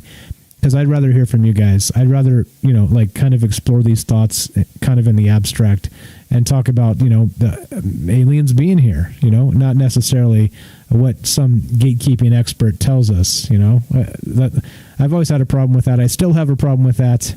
Rage Against the Machine, yada, yada. Here we go. Part 5, Jeremy Corbell, this interview with the journalist that interviewed the Shed guy that did the thing, the Galactic Federation. Action. Some people are claiming your article was a sort of exaggeration, it was a sort of publicity stunt for Professor Shed's book. He did do the interview to promote his book. Otherwise, I don't know if he would have done an interview at this time. But that's very common. I mean, usually a person of this stature would give an interview, would grant an interview for a reason. And I don't think he was up to any publicity stunt. Actually, he's not that type of person. He's a science person, and he's a serious man. I don't think he's very knowledgeable about media and publicity stunts and all that stuff. He was just doing what his PR person told him he needs to do, and that was to grant an interview. That's all. But we should always consider that the interest in that subject always rises at various times of growing distrust in the establishment and governments and media, and we've seen that back in the 90s, and we when the internet was growing, and we see it now, and we know why, right now with all the fake news and social media stuff, that people are gradually growing impatient and they don't trust anymore the regular media and the governments and the establishment, and so ufology comes back to the foreground, and it's being discussed more heavily. I remember the wave that we had when the X-Files was broadcast back in the 90s. So I would suggest, discussing it, of course, and urging our governments to give us whatever information they might have, but keeping some sense of skepticism, a sense of skepticism, because we still don't. I don't know about you, but as far as I'm concerned, I never came across any physical evidence. Okay, there you go. Right, so you see him. He seems to be a logical guy. He's like, all right, I'm getting information from the expert. He's got stuff he can't tell me because it's classified. He says he's worked with NASA, and so for me, this is what the guy's saying. For me, I've never seen any physical evidence myself. I'm a reasonable dude, etc. So on. Right? I mean, it sounds like it doesn't sound like that this guy, unless he's completely grotesquely dishonest about this entire conversation, that he was trying to mislead anybody, So it almost seems like that this is kind of blown out of proportion by, who knows, by another media. We got What's Up Beechwood on Discord here. Also, guys, if you type in Discord in the show chat, it shows up right in the chat, and I can read it. And here's an example. Beechwood says this, and I couldn't agree more. Beechwood says, from Discord, the junk DNA has history embedded deep within it. Everything that you can imagine or manifest in your mind is embedded. The better the human imagination, the older the origin. This is the same reason humans have phobias and fears for no apparent reason. All natural instinct. And you're right. Absolutely 100% right. There's things built into us that are millions of years old that we have trouble explaining. Does anybody ever have that feeling that you feel that you don't quite know how to be a human being, even though you do, right? And I don't mean it like you don't know what to do. I mean it that the things that have been programmed into you through your DNA are not what society is expecting of you. It's the exact opposite in many cases. Seems weird. Definitely good stuff. Beechwood, thank you. And not only that, junk DNA. I want to just point that out real quick. Science calls DNA that they don't understand junk DNA. Now, as an example, we talk about the hubris of human beings on this show quite often. Are you shitting me? Because we don't understand it, we call it junk? Step off, people. Step off. Like this is exactly the thing that just makes me shake my head about people, you know? Like, couldn't they have called it something else, like unknown DNA, you know? But that's a term, that's a scientific term. Oh, well, that's junk DNA because we don't know what it actually does. No. Come on, get out of here. All right, we got another phone call coming in. We're going to take this call. All right, thanks for the great comments, Beechwood. You're on Trouble Minds with Mike. What's your first name? Where are you calling from? Hey, how you doing? This is James. What, James? What's up, my man? Yeah, I wanted to just talk. But then I can barely hear you. I'm sorry. No, go ahead. You got background noise, so I'll shout as loud as I can. All right, sounds good. No, I wanted to say, you know, I've been hearing a lot about this Galactic Federation and stuff like that. Okay. I'm kind of on the fence about if it's actually true or not. I'm not sure, but what I can tell you is this. I've been an experiencer since '93. I've seen, you know, all sorts of different UFOs and stuff like that. And honestly, something's happening. Now, a couple months ago, there was a storm that was rolling through our, you know, by our place or whatever. And my wife, she says, honey, I want you to look outside the window just to make sure the storm's, you know, past us and all that. So I walk around the bed, I open up the window curtain, and here is this 2-story tall, like C-shaped craft, okay? I've been telling a lot of people about this, and, you know, people don't seem to understand how serious this is. This thing was about 4 blocks away from the house. What's that? Can you hear me better? Yeah, a little bit. Okay. And so you described this V-shaped craft, and nobody seems to notice, but nobody seems to care. All right, go ahead. I had to throw that in there because it was too funny. Go ahead, sir. Sorry. I'm sorry, Mike. I can barely hear you. I don't know what the deal is. You're good. Just talk. You finish. You do your thing. Okay, so, all right. So I said, you know, I open up the curtain and I see this thing, and it's like a C-shaped craft, and it's at least 2 stories tall, and it was 4 blocks away from the house. It was hovering just over the treetops. And I said to my wife, I said, honey, come here, you got to look at this. And she says, what, the plane? I said, no, come here. So she walks around the bed, she looks out the window, and here's this C-shaped craft. I said, do you see that? And as I had my hand down to my pocket, I went to grab my phone to get a video of it. And I said, that's not a plane. You know, and she says, oh my, and as soon as she says, oh my, to say, oh my God, the thing just, the light shut off and it just totally disappeared. Okay, it was gone, it vanished, but I know it was still sitting there, but you could not see it with your own eyes at all. Now, lately, we had a video from the ISS. There was another C-shaped craft that looked a lot like this thing. It maybe was a little bit thinner, you know, not as tall, but it had the same distinct shape to it. There's been a lot of videos from Navi 777 that have been showing this type of craft in it. I just think it's something to watch out for, guys, because this is serious. Something's going on. Something's happening. Okay, so do you think there's a Galactic Federation? Do you think it's real? You know, like I said, I think I'm on the fence about it right now. I don't know. I mean, I understand, you know, I get that they have Space Force and all that stuff, but I don't know. I mean, there could be, but who's to say, you know, if there's a group of, you know, extraterrestrials that are from all sorts of different galaxies, calling them the galaxy, you know, the Federation or whatever. I don't know. I think that's kind of odd, but who knows? I mean, like I say, I've called into the show before. I've said a couple of my experiences that I've had, And I mean, I've seen literally, like, I don't know if you're familiar with the best spears.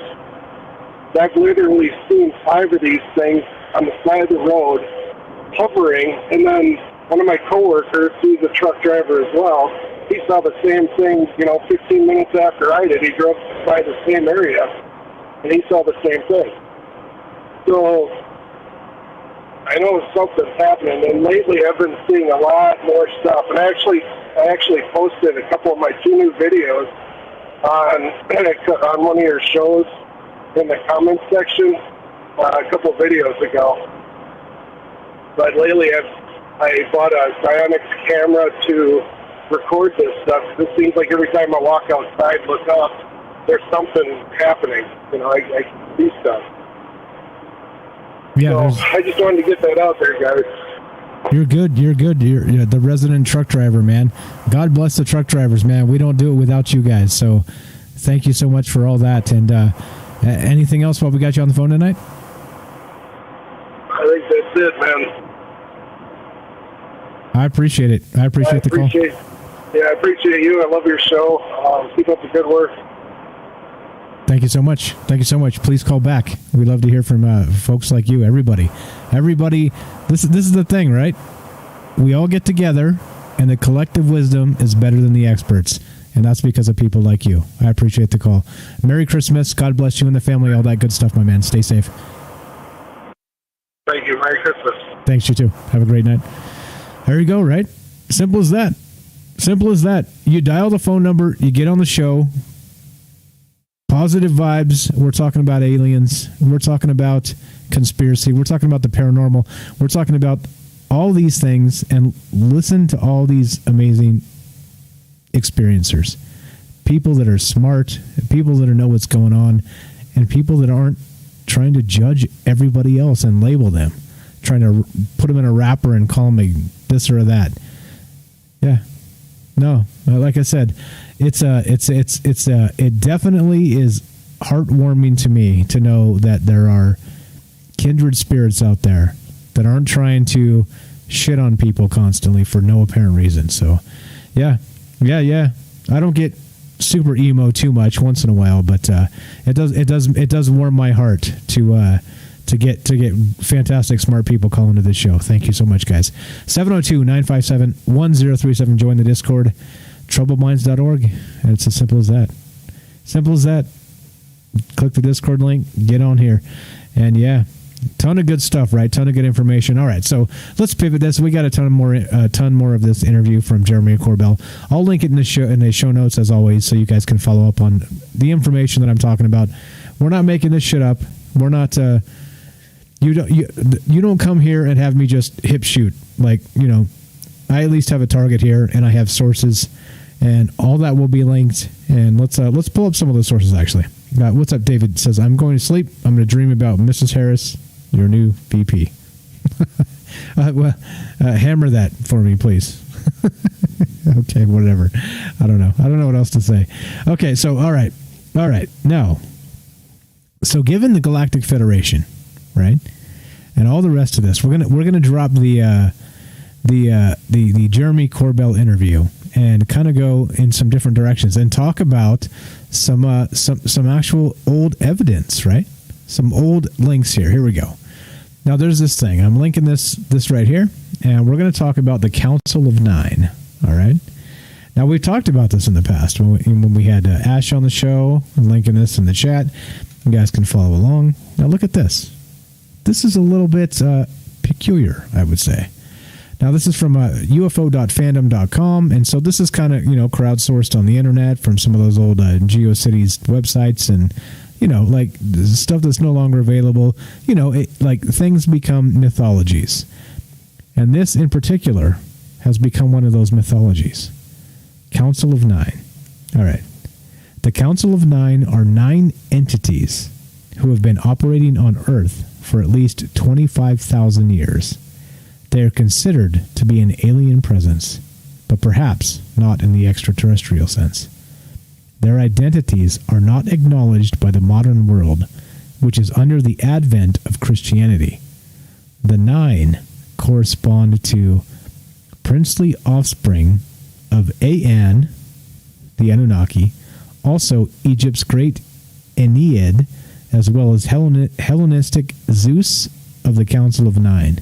The Nine were paganized during the Christianization of the modern world. And there's a lot here. There's we could probably spend just an hour on this page alone. But there's an interesting bunch of stuff here, right? So we got in the Nordic mythology, 9 worlds. We got the Society of the Nine in India. We got in the beginning in Greek mythology, Zeus and 8 other deities were gathered together to form the Council of Nine. There's some synchronicity here and some actual what would you call it? Old school. This is old school. Very, very, very old school. Before there was old school. Also, Lab 9. United States, Lab 9. A research team for paranormal phenomena supposedly channeled a member of the Council of the Nine in the 1970s. In 1948, Andrija Puharich and Dr. James J. Hertog set up a foundation in Glen Cove, Maine, called the Round Table Foundation. Their team was called Lab 9, whose objective was to research the paranormal. Among noted psychics who studied at the foundation were the famous Irish medium Eileen J. Garrett and the Dutch clairvoyant Peter Hurkos. In December 1952, Puharich introduced an Indian mystic named Dr. D.G. Vinod, who began to channel the Nine or the Nine Principles. And here's a quote. I am the beginning. I am the end. I am the emissary. But the original time I was on the planet Earth was 34,000 of your years ago. I am the balance. And when I say I mean because I am emissary for the Nine. It is not I, but it is the group. We are 9 principles of the universe, yet together we are one. Yeah, was that woo-woo enough for you guys? Was that, how we getting there? Everybody feeling good? Yeah, baby. What's up? All right, let's see. Let's read some chat. Kelly says that. Now, what one was the oldest story and from where? What civilization? You got it, buddy. The Anunnaki. The Anunnaki. I know where you're headed here. I know what you're baiting me, brother. You're baiting me. It is. Like you said, written in stone. Kelly been on the show several times, called in lots of times. Kelly, what's up, my man? You're right. You're definitely on to that. I think so. I personally, I think that there's something beyond our own mythologies. That's like kind of like the Call of Cthulhu, right? Like we talked about Lovecraft a while back, where we have the great old ones, right? Meaning that there's a group of entities that are so ancient, right? That are so beyond humanity, like we were a twinkle in the universe's eye. That type of ancientness, and yeah, good stuff, my man. Yeah, that's just the truth, says Kelly. Yeah. Hey, man, I got you, buddy. I got you. It's just written in stone, like you say, and a lot of good stuff there. Let's see. What do we got? Let's see. Penny says people look at me like I'm insane every day. Yeah. Hey. Dan says thanks for taking my call. What's up, buddy? GameVeto2, thanks for calling in, my man. Let's see. Penny, I don't think you're insane. You're totally good. You're totally good. Yeah. There you go. That was me talking about the UFO. Oh yeah. I've got your YouTube channel. Yeah. Definitely. Keep sharing this stuff, guys. Keep sharing this stuff. That's the thing. The truck drivers that are out there on the road are the folks that are seeing this stuff, right? Because we're, like most times people are, it's nighttime and if we're not working the graveyard shift or something like that, we're inside, it's cold outside. We're, it's a nice, perfectly 76 degrees in here where I'm at, and I can't see the stars, but our truck drivers can. These are the people that see these things because they're out there every single night doing their thing. Joe, what's up, says, same stuff that is the Metatron in Genesis. Let us create them in our image. Council of Nine, all the same, yin and yang. It could be, right? Let's see. Kelly says, many stories, but what one is the oldest we know of? Yep, it's the Anunnaki, right? It's actually pretty much all of these religions. Yeah, crazy stuff. Crazy stuff. I mean, you know, crazy to most people, not crazy to us, because we are the Army of Light. Where's Eddie from Las Vegas when you need him? The Army of Light. All right, so let's keep trucking here. There's more. There's more information.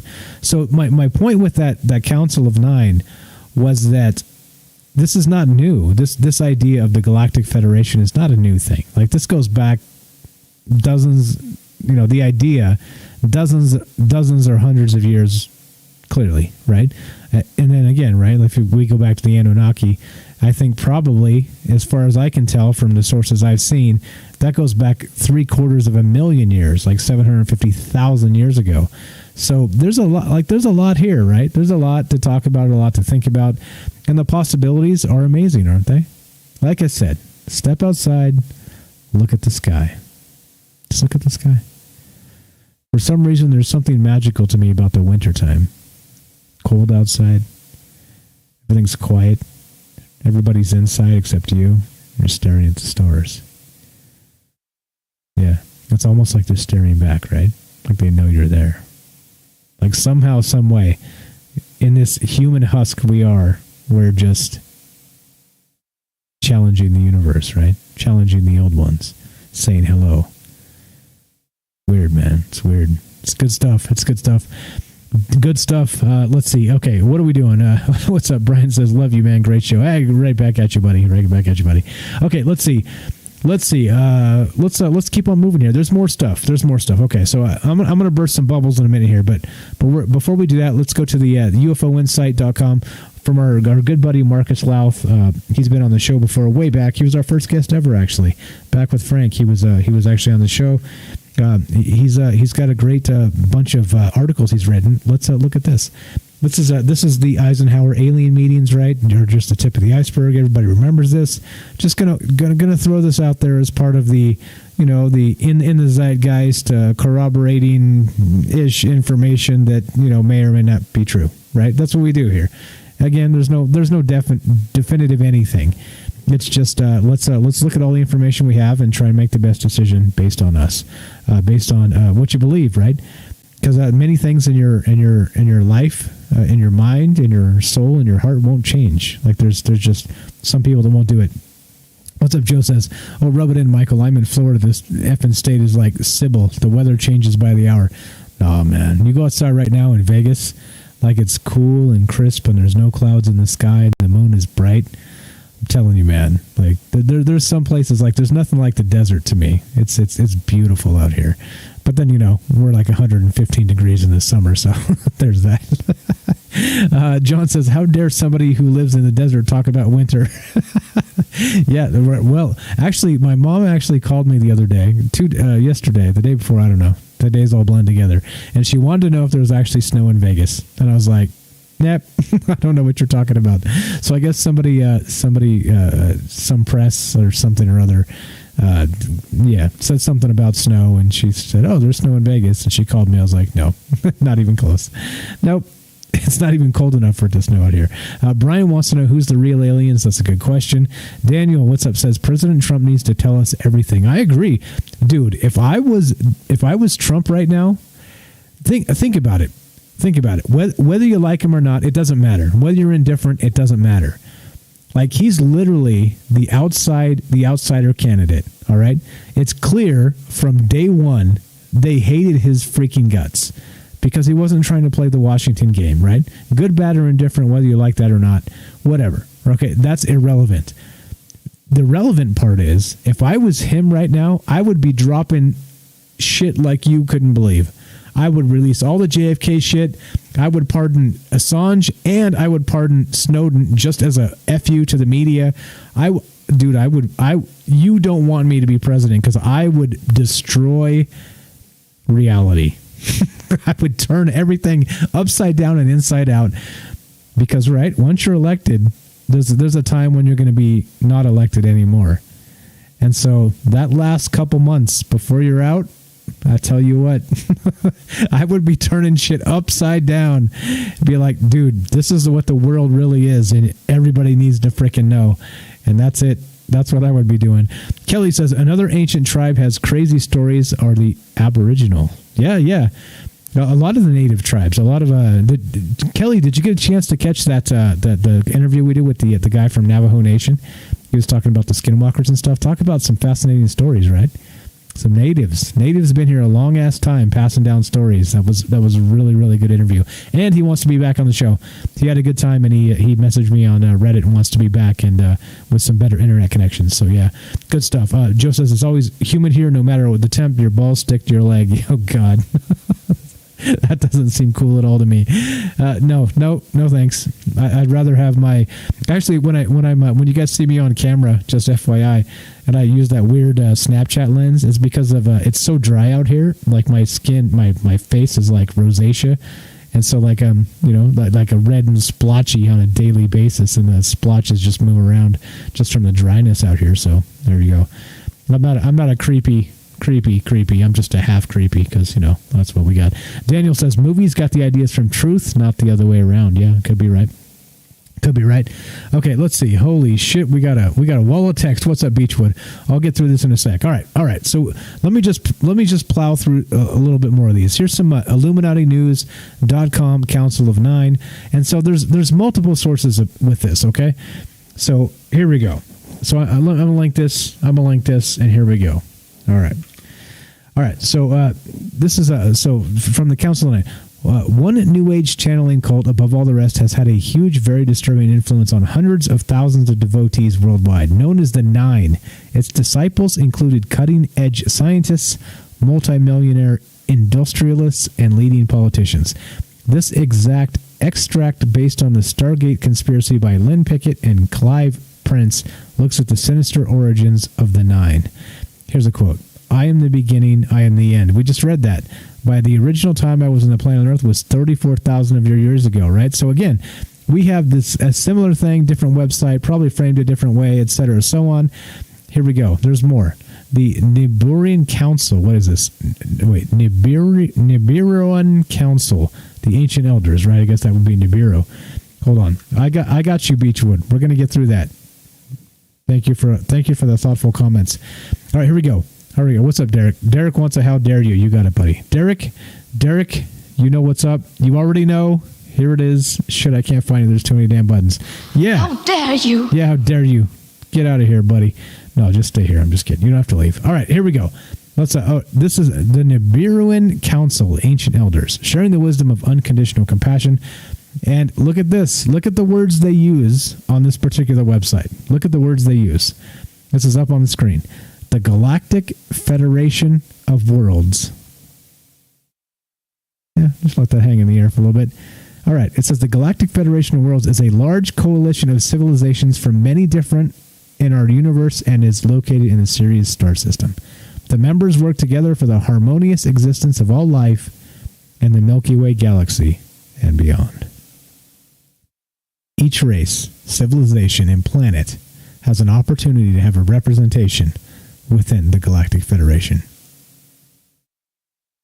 These councils vary in size depending on population, as well as the amount of responsibilities they carry within the management structure of the Federation. There are literally thousands of these councils, since there are that many races represented. The Galactic Federation is much larger than we may imagine. And again, right, these websites are old. I mean, just look at the sexy, 1999 or 2002 version of this website, right? Like, just looking at it, like, man, sexy, right? I mean, this is old. This is old stuff. This website was not made today, and so that's my point. It's fine. It's I'm sure it was fine for like shag carpet was cool in the 70s, but it's cool. It's still cool. It's still got great information. And I'm linking it so you guys can look it out. You guys can check it out. And, yeah, that's what you got. That's what we got. That's what we're talking about, the Galactic Federation tonight.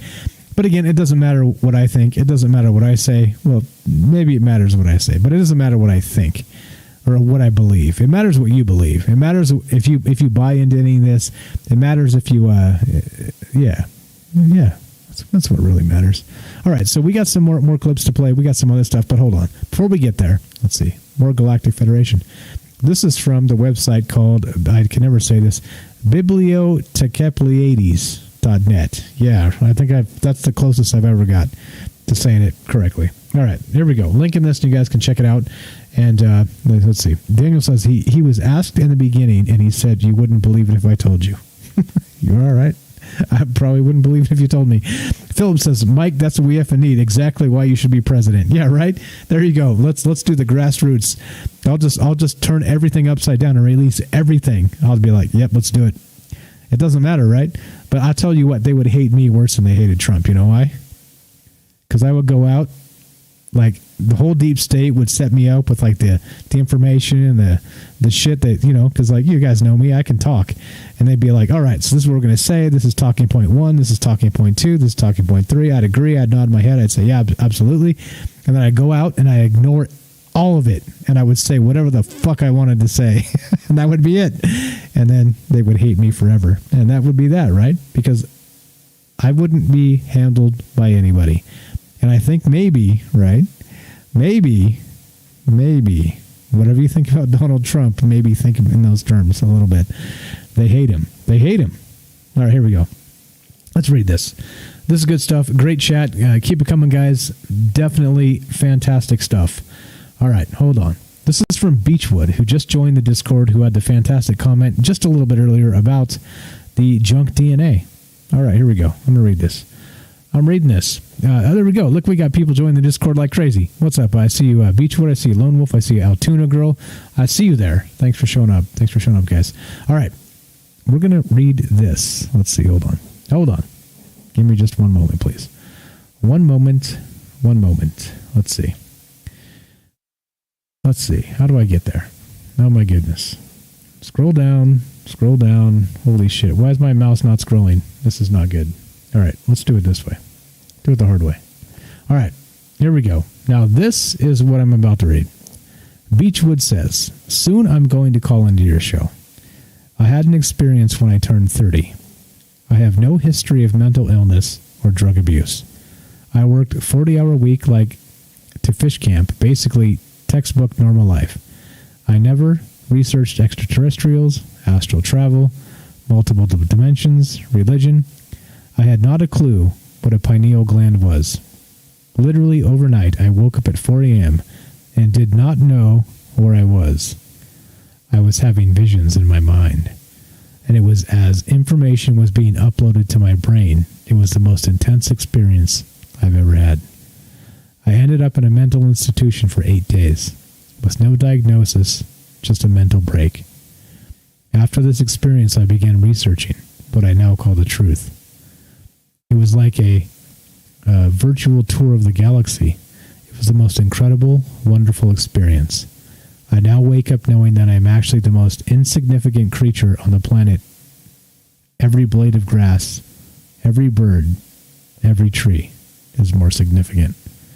When you can humbly accept this, it's true enlightenment, happiness that cannot be measured in human comprehension. Yeah, right? Good stuff. Fantastic story, fantastic writing, fantastic, right? Again, think about it. Think about me not collaborating whatsoever with any of you guys and just reading off some bullshit script and saying the show's over. Right? That's what everybody does. How fucking boring is that? I don't give a shit what I think. I give a shit what you think. I already know what I think. Yeah. Thank you. Thank you so much, guys. Very good stuff. All right, we got more. We're going to keep on plowing here. Let's see. Marge, what's up? Thanks for showing up. Marge says, Penny, just started a job today and just got off work. I'm listening, but I'll pop in and out of chat. What's up, Marge? Congratulations on the job. Thanks for hanging out and listening with us.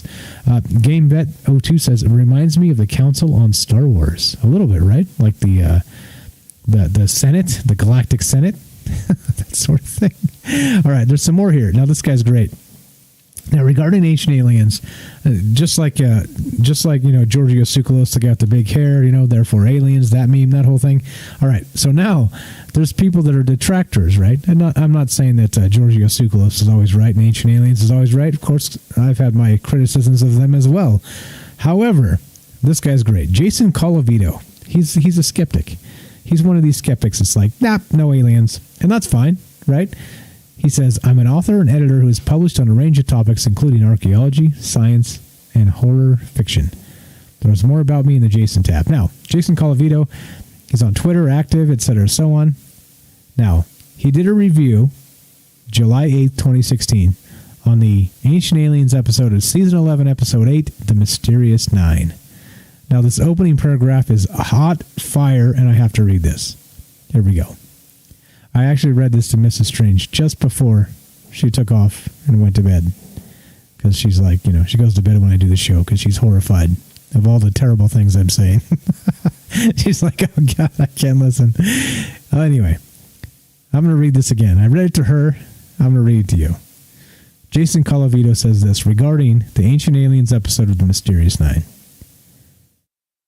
At one point or another, the producers of Ancient Aliens changed the show in a subtle but important way. The early seasons of the program, while nutty, badly researched, and occasionally fraudulent, maintained at least a token respect for the viewers it supposedly existed to entertain. At some point, the producers started treating the audience as a collection of idiots, 1.1 million of whom will show up no matter what the program tells them. Maybe it started around the time that the show actively encouraged Satan worship and then realized that no one objected. Maybe it was around the time that they started assembling whole episodes out of recycled content from past episodes and realized that it made no difference to their ratings. Woo! Hot fire, I tell you what. Man, some people can slang the words. Some people can just slang them words, you know what I'm saying? Yeah, I could do that too, but I think it's a little more challenging to just kind of say it, right? I mean, I could think and rewrite and write and, postulate and, edit everything and then send out perfectly cold, soulless words. But I think it's more challenging to speak words that resonate from the soul instead. What's up? What's up? Derek says, I really like this show, Dr. Strange. Hey, the best part is this show is probably the worst show we ever did. I'm just being mean to myself. Okay. Brian says, I can see situations from three angles and sides. Yeah, I think you have to.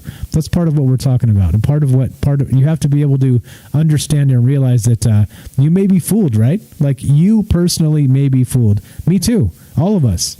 And if you can't actually add that to your repertoire of things to consider, then I don't know what you're doing. Sonny, what's up, says, who is the giant spaceship that just arrived and what do they want? That's a good question, dude. If you know the answer to that, or anybody else out there, you know what to do. We do this show live to include you. Yeah, call this number, 702-957-1037. That's a Las Vegas area code. Join the Discord, free, if you don't like long distance. Troubledminds.org is the official website. Click the Discord. Get your ass in here. Get on the show. Brian says they want some gas and cigarettes. That could be right. Yeah. Yeah, definitely good stuff. Definitely good stuff. Okay, let's see. What do we got? Where are we at time-wise? Here's the thing, right? I'm sure you guys can tell. This shit is completely unscripted. I pull up a bunch of links that are kind of remotely related to each other, and then we get some audio clips, and then we just see what happens, right? Yeah, that's harder than it looks. I'm telling you. There's some skill to this, I promise you. All right. All right. Now that I shit on myself once, I'm going to pat my back. All right, here we go. Let's a couple more things. We're gonna do this, and then we're gonna go to the negatives. Then we're gonna go to what maybe we're all being fooled here. All right, but let's go to this starseedportal.org, and let's take a look. All right, this is. Do you have any information about ETs? Right, the Council of Five. About the Council of Five, the Orella, the Aragot, the Emether, the Jinvo, the Redan. Very little is known about the 5 alien races that are part of the Council of Five. These races have been protecting Earth and humans for as long as there are alien records of it. An alien race reported that the Council of Five last met on Earth in 1944. And this is the same sort of stuff that we've talked about in the past. These are actually regurgitations from that Russian book of aliens. You guys remember that? We did a whole thing. You got the Pleiadians here. They got the Arcturians. They got the Hathors, the Tal Zetas, the Zuma Zetas, the Katashia Hyans, the Kebans, the Ebans, the all in all. The Mantis. There's where's Ash when you need him? There's the Mantis. Here, let me read this. The Mantis. The ancient Greek meaning of the mantis is divine, a being of spiritual or mystical powers. Mantis beings, also known as Antians or the Kagush, are said to be a highly evolved race of insectoids. Those found around the Superstition Mountains and throughout Arizona say they are Sibians, with a B as in boy, Sibians, from the planet Sibia. They all look similar to the praying mantis insect, even some appearing as glowing plasma, while others are reported to have humanoid bodies with mantis faces. Their height ranges from 4 feet to 9 feet, with skin colors of beige, brown, lime green, dark emerald green, turquoise, deep violet, blue, gold, or white. They exude feelings of immense love and peace, and known to be healers. Okay, now I've heard some other stuff about the mantis aliens, but whatevs. Ash thinks they're dangerous, and yeah, so anyway, right? It just depends on the source. Always depends on the source. Okay, so let's see. What else do we got chat-wise? What's up, Darius? Thanks for showing up. Darius from Kentucky. I got Brian still here. We got emojis in the chat.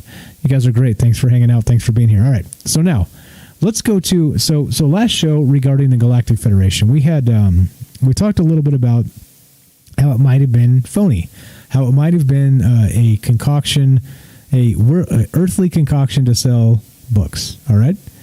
And so there was a young lady that we featured on the show then. She has actually responded to me on Twitter and will be on the show and at a time in the future. But these are the types of things that we need to look at when we need the skeptical view as well. All right, like it's okay to believe, but it's also okay to question the belief, right? So it either strengthens or kind of makes you reframe the belief. No problem. This is Stina Maria XO on Twitter. All right. Now we talked about this last show, and she corrected. So I tagged her after we were done. I put it in the Discord, and she was very receptive to what we were talking about. She wanted everybody to know that there was some beef between an editor, the journalist, and the individual that wrote this book, the Galactic Federation thing, and how this whole thing came out. Here we go. And she sent this to me too, but here's one of her tweets. She said this: I wanted to give my read of the posts because I see people questioning who the author is upset with. I don't think she is mad at the professor. All right, so they have like the professor that wrote it.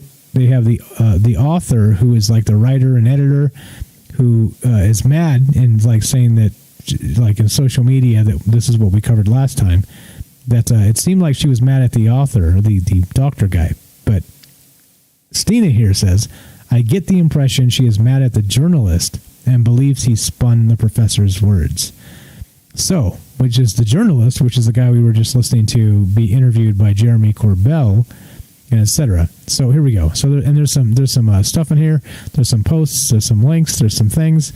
I highly encourage you to look at this stuff too, guys, because it's one thing to believe. It's another thing entirely to see where the story came from and see what people are saying regarding it. They're actually in that center. So she continues. It doesn't look like she thinks the professor did this to sell more of his books, but the journalist did this to sell more papers. It's difficult, though, because the translation from Facebook posts aren't the easiest to understand, but Professor says this himself. And the professor said, let's see, where is it? Hold on. Nope, I don't see it. Okay, anyway. And not because Stina is terrible, because Twitter is terrible. These damn things don't go. Yeah. Anyway, if anybody knows anything about Twitter, it's a freaking disaster when you're trying to follow like coherent threads and thoughts and shit. But anyway, let's see. What do we got? What else do we got? All right. So we can finish this up anytime. I think we can... Actually, hold on. That's not true. That's not true. That is not true. I take that back entirely, because if you want to be part of the show, I want to hear from you. 702-957-1037. My name is Michael Strange. I host a radio show called Troubled Minds, and also another radio show called Conspiracy News with Michael Strange. You can check that out on Twitch. 5 days a week, 4 p.m. Pacific. Come say hi. Yeah, you'll see me on camera. I don't do my hair. I don't do makeup, because I don't give a shit that much. Well, because we're only human after all. But I do care what you think. So give me a call, join the Discord, etc., so on, and then we'll, Derek, what's up, says some vodka and some Coke. That sounds delicious right now. All right, so, okay. So we got a couple things to talk about real fast, but I want to hear what you have to say. Join the Discord, troubledminds.org. Click the Discord link. Here we go. Now, there's this guy. His name is Bo of the Fourth. What is it? He's on YouTube. Bo of the Fourth. Is it the fourth column? The Fourth Estate. Bo of the Fourth Estate. It's the fifth column. All right. Anyway, now he was talking about, he doesn't do aliens at all on his YouTube channel. And this is interesting to me that you hear people that don't really talk about, conspiracies per se. They have both feet grounded in the real world. But he was talking about this Galactic Federation. So let's hear from Bo of the Fourth Estate and kind of take this back to the normie view. And we'll finish this up with a few clips here. And I still want to hear from you. If you guys have takes on this, 702-957-1037. Join the Discord. Click the things, do the things, come say hi. I'm going to be nice to you, I promise. Bo of the Fourth Estate. Action. Well, howdy there, Internet people. It's Bo again. So today we're going to talk about the Federation.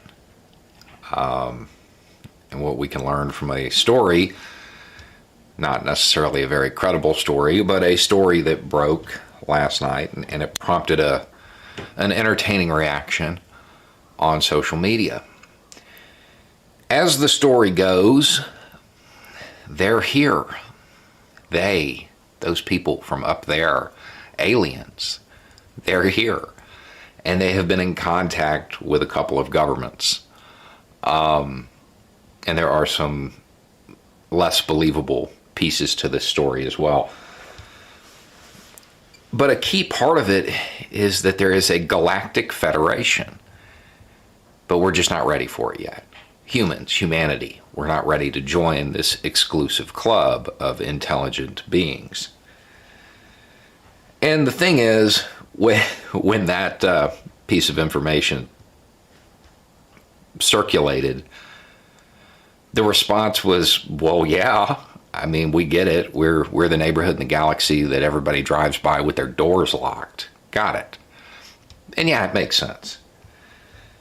And there are a whole bunch of reasons that people think that's the case. So while this story doesn't have a whole lot of credibility, it's worth entertaining as a thought exercise, because I think there's something we can learn from it. Obviously the number one hindrance to us joining a federation is the fact that we don't have a warp drive. I mean, everybody knows you have to have a warp drive to join the federation. But that's not what most people pointed to. Most people just pointed around them to the state of the world. And that's the reason. Because we are the bad neighborhood in the galaxy. All right, there's a hot take from a normie, right? He's like, nope, aliens aren't real. This shit's not real. But look at the hot take, right? That's what I'm saying. It's interesting to get takes from people that you wouldn't expect to have smart things to say about it. Not saying he's not smart. Okay, don't get me wrong there. But, right, like you have to be able to open your mind and, like you said, as a thought experiment and think about these things. All right, so here we go. Part 2. Bo of the Fourth Estate. Action. We have enough food to feed everybody, but not everybody's getting fed. Have you ever wondered why the news we can't handle plays the same 5 stories again and again? We have wars. Let me give you resources. A little hint. Brainwashing we still have a profit and repetition is the most basic form. We have people living in the streets. Our main scientific drive look at the news cycle ever more and talk about why the mainstream media is so gutless not everybody on the planet and afraid to report the truth. These are the reasons people point.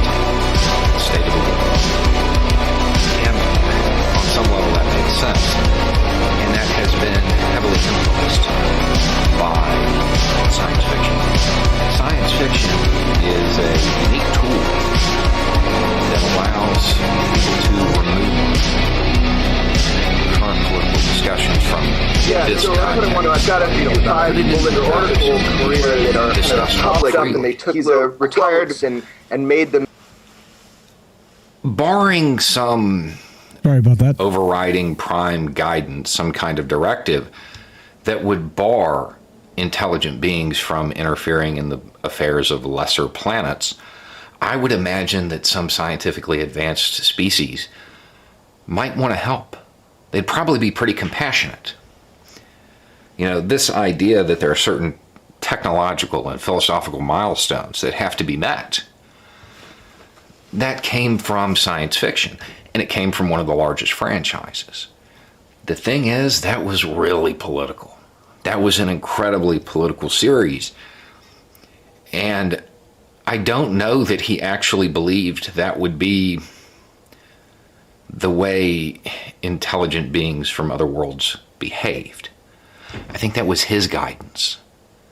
This is how we get from a world that at the time was just bent on destroying itself, even more so than now, to a world where we can boldly go where no man has gone before.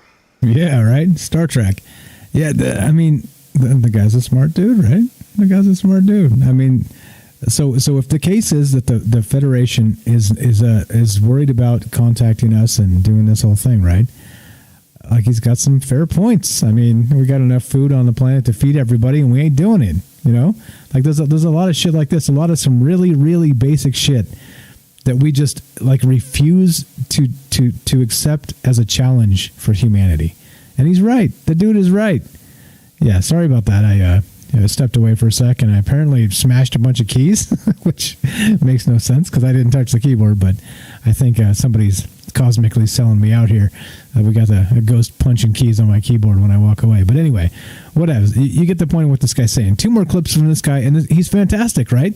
Like, again, this is a normie talking about this stuff. And, you know, I don't buy everything this guy says, of course. Like, you shouldn't buy anything anybody says or everything that anybody says, right? If you're like hook, line, and sinker on something that any one individual says, the problem is you. You shouldn't do that, all right? You can agree a lot with somebody, but don't ever agree all the time, because then you're not you. You're them. All right. So anyway, including me, don't agree with me. Don't do it. Don't do it. Step away from the cliff. Back away. Back away. All right? You're you. I'm me. We're different, and it's okay. Bo of the Fourth Estate, Part 3 action. The thing is, I don't think that's right. I don't think that's why, if such a federation existed somewhere, why they wouldn't approach us. I think the reason they wouldn't approach us is because when the concept, the idea of our application being rejected surfaced here on this planet, we all laughed and acknowledged it. We're like, of course they wouldn't. I think that's the reason. Because we're very well aware of the fact we are behaving as a failed species. But we're not doing much to change it. And I think that would be the reason. I don't think it would have to do with technology or philosophy, because it's not like we're unteachable. I would imagine that they would see us and want to civilize us, so to speak, and bring us to the next generation. We know the world is messed up, and we're not doing much to change it. We're not striving to get ahead. We're very complacent. This is the way it is. We are a backward species, and we're okay with it. That's the reason we're the neighborhood that everybody drives past with their doors locked. All right, look. Now, so this guy, impressively, so his videos are usually like 4, 5, 6, 7 minutes long. And it appears, if you watch closely, because I watch closely, right? Because I'm a jealous bastard when these smart folks can roll through like in one exact perfect take and tell you some perfect things. What's up, Sherry? I see you there. Thanks for showing up. When they can do this, right? I mean, it's let me tell you guys, to get better at talking, you know how you do it? You start talking. That's how you do it. I'm not the best, but I'm not the worst. And yeah, anyway, here we go. Part 4, Beau of the Fourth Estate. Dude runs this through in one take and has some pretty smart and intelligent stuff to say. And so notice, right? Again, a normie, both feet on the ground. He clearly doesn't believe in aliens whatsoever, but he's knocking humans. And from the perspective of, if you were an alien, why would you stop here? Like, why would this be a thing for you when you're an alien and you have the universe at your beck and call, and you would come like roll in the mud with us monkeys that fling poo at each other and find reasons to hate for no apparent reason, right? We're not trying to find ways to help each other. We're trying to find ways to hate each other, right? That's what this is all about, and he's completely right. Here we go. Last part of this, we'll finish the show up. You guys are the best. Thanks for hanging out. Part 4, Beau of the Fourth Estate action. Not technology. Now, all of that is... the story is less than believable. The most unbelievable part is the idea that Donald Trump is aware of said Galactic Federation, but was convinced not to talk about it. Let's just be honest. If he knew about this, we would know about this. He would have either said something while standing next to the My Pillow guy or tweeted it out in the middle of the night. And I mean, we'd also be able to tell by his reaction. If he believed there were alien beings in space, he would, I don't know, build a wall in space or something. Okay. I'm sure some are good people, though. That's enough of this shit. This is what I'm saying. So, like, if you listen to this guy, like, he's got some smart stuff to say, but he's a little bit too orange man bad for me. Like, he literally, not that I love Donald Trump, but I think he's got some relevant points, and they should be taken as such. But the rest of these guys are like, brown man bad, and I'm going to tweet the middle of the night, and shut up, man. Like, you had a bunch of smart shit to say, and then you freaked out and went off the rails in a partisan... Like, right? It's like, hold on. Like, this dude was on it, and then suddenly he spurred out and had to go all political. It's like, seriously? Like, can we not frame every single freaking human thought we have in a lefty-righty paradigm? Like, there's nothing more infuriating to me to, like, have somebody start talking intelligently and then suddenly go, at the end, you're like, Why did you have to do that? Like, everything you said up to that point was perfect. And then you had to spurg out like a knucklehead. Anyway, he spurged out like a knucklehead. Whatever. All right, we got some great comments to read. What's up? Sherry says completely BS. There you go. Jeff, what's up? Says, I saw UFO South San Jose after midnight. Curfew for planes is 11 p.m. Triangular shaped hovering, and then hauled ass and vanished. Get some video, man. We want to see this shit. Definitely. Yeah. Let's see. Beechwood's got some more good comments. We're going to read this, and we're going to finish this up in just a sec here. But okay, look. The thing is this, guys. The thing is this. Why do we do this? Why do we talk about these things at all? Right? Why? Like, are we just knuckleheads creating our own religion here? Are we just some bizarre cult like some would accuse us of being? Are we just human and we just want answers? What's the question here? What's the answer? I don't know either, to be perfectly honest. I just know most conversations are completely unfulfilling because the end, just like that last one ended, with that spurging out dude in some political diatribe because somebody told him what to say. And so he had some fantastic thoughts and then went, right? I don't get it. I just don't get it. What's up, Beechwood says, thanks for the shout out. Can't wait to tell my whole story. If I had the whole truth while I was in the nut house, I would still be here. Doctors are smart, but often see HF half the world. I know that the human consciousness is way older than anyone actually knows. I also have a complete set of memories from an alternate timeline. I have a massive box of puzzle pieces, and I'm putting them together. Always remember, if you want to hide something, put it in plain sight. There you go. What's up, Ash? How you doing, buddy? I see you there on a thing. Yeah, come on in, buddy. Get your ass in here. Let's finish this up. Ash, the reptilian from Mars. Talking about aliens.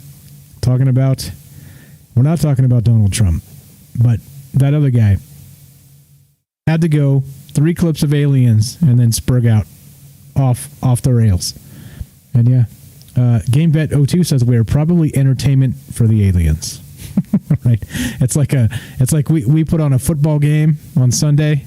They fly to Earth. They're like, let's watch these knuckleheads go to war and destroy each other. So they eat popcorn and drink alien beer and watch us. Yeah, get on Discord, man. What do you mean? Where am I? Yeah, why are you acting like you're new? Oh shit, I'm not in Discord, am I?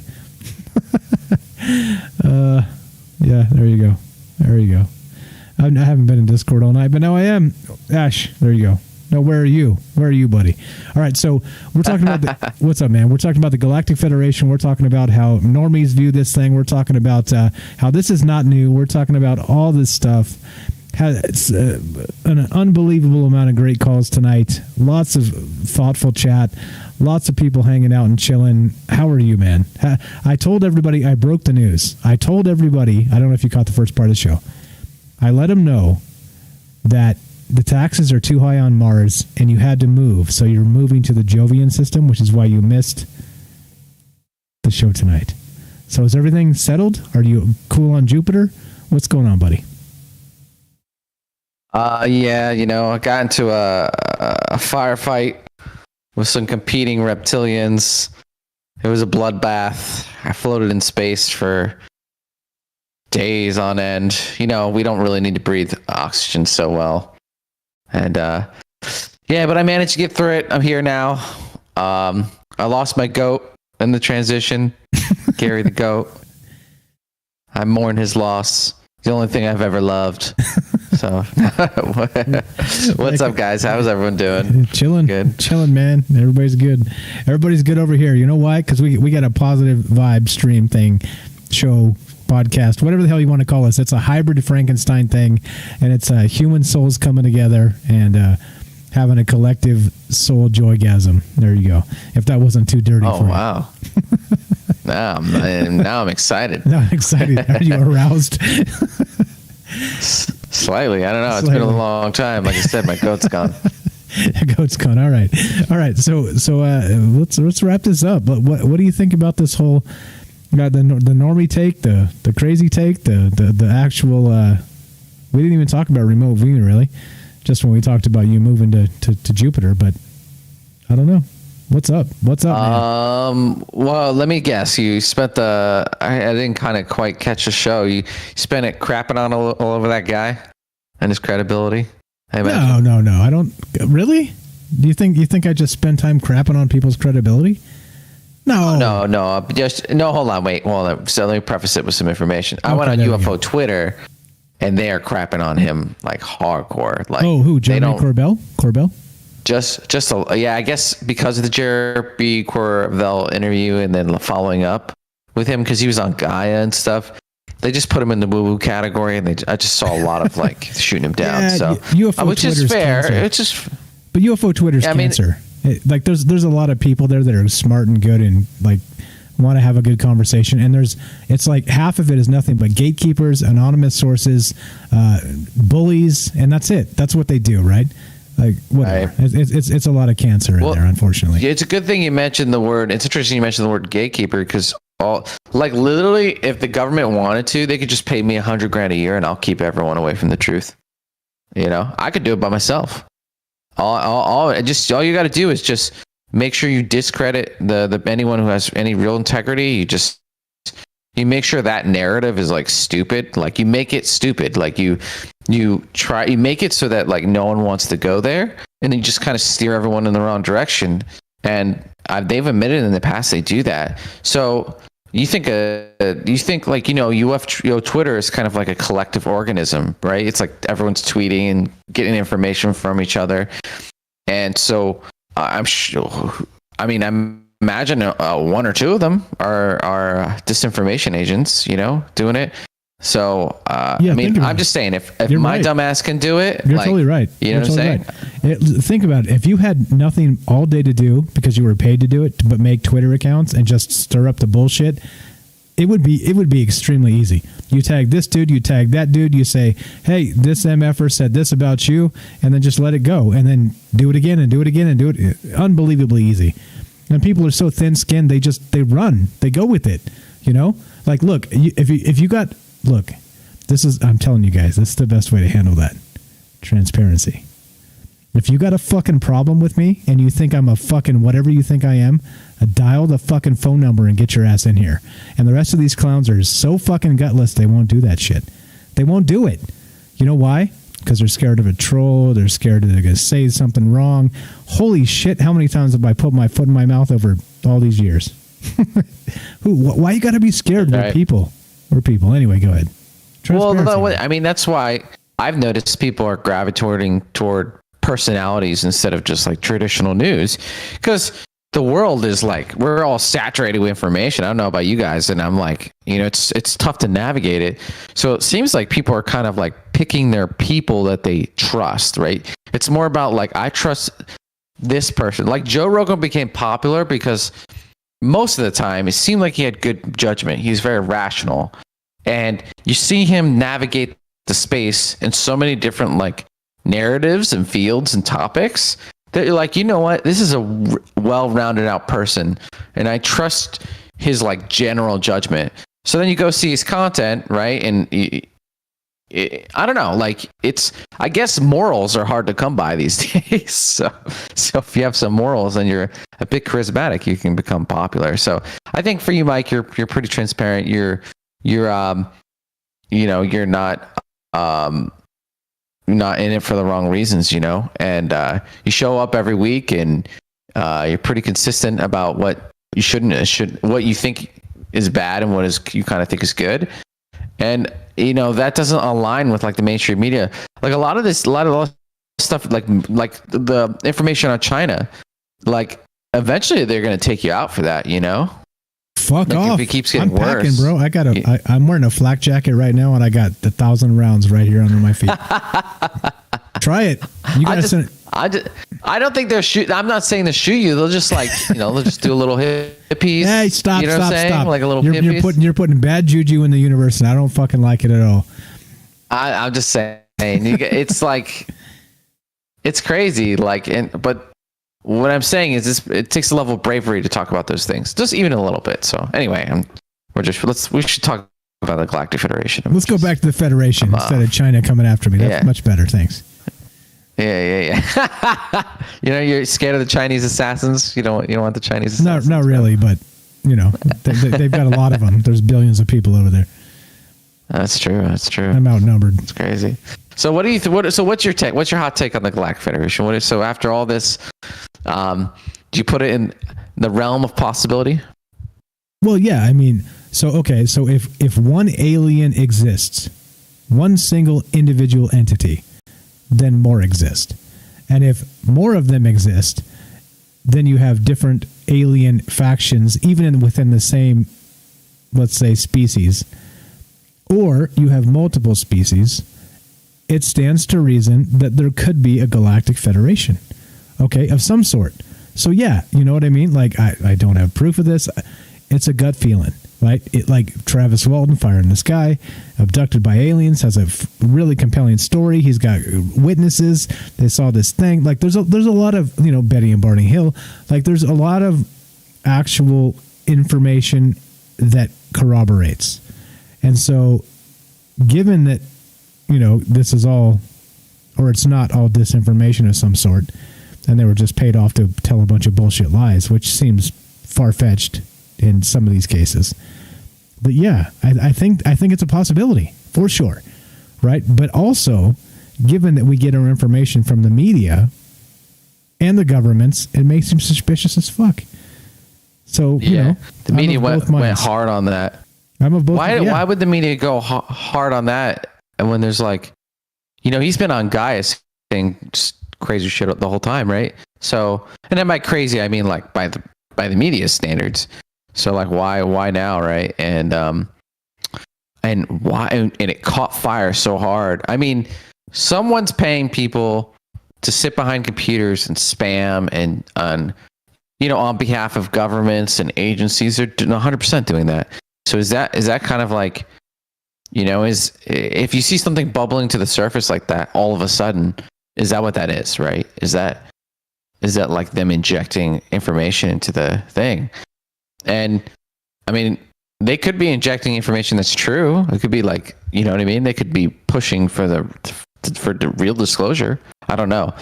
I honestly think there are competing factions and with kind of like their hand on the buzzard as far as disclosure, and different factions want different forms of disclosure, and then different factions, most of them probably don't want any disclosure, right? So it seems to me, and I'm not getting political, this is literally just what it seemed like, that the Obama administration was kind of somewhat locked out of the UFO phenomena, and they were kind of leveraging their media and their kind of like celebrity kind of friends to kind of push that. Like from what I heard, Hillary was like really trying to push it. So and John Podesta had his emails, right? And he was part of the Democratic institution, and he was pushing for disclosure. So it's I don't know. It's like, and how much do they know, right? Do they know about the Galactic Federation? Because they were talking about our interdimensional friends. That could be the Galactic Federation. I don't know. The narrative, you kind of like, you can put all the conspiracy theories in it, and it kind of works. The others from Tom DeLonge, it fits in there. The archons, the negativity. You know what the funny thing is about, let's say that the archons are like these negative aliens that are trying to divide us from each other. You know what that would mean? That would mean the aliens have infiltrated like CNN and Fox News. that's really what that would mean. Yeah, I mean, maybe like 3 degrees of indirectness. You know what I'm saying? But it's totally like so when I did the pyramid episode, basically what they found, this is the theory, is that through the pharaoh, they influenced the human society to get that pyramid built, which was like had a higher level purpose. And so to the people, it was like a spiritual thing, but to the makers, it had like an actual function. It was like a battery or God knows what, interdimensional portal, Stargate. I don't know, but he influenced. You just needed one person, the pharaoh, a proxy. So like these different alien factions. So this is like that remote viewing narrative and the Galactic Federation narrative, that there's different factions, and they're like, we're like the Middle East. You know what I mean? Like the Middle East, or like the Cold War, right? The Cold War is a good example. Like Russia was feeding these countries like attack helicopters, and then America was feeding them like anti-aircraft artillery. Like, is that what's going on in that, like, you know what I mean? Like we're like the proxy war. Like Russia gets the Tic Tacs and we get the invisible things, and then it's like maybe right. That's a hell of a thought. That the aliens are running the proxy war through us by feeding technology to different state actors. That's good, man. I like it. That needs to be a novel. I mean, if you hear about these David Icke and stuff, and even that falls in. It's like the reptilians have an agenda on Earth, and they are connected to certain leaders, and they push their narratives through them.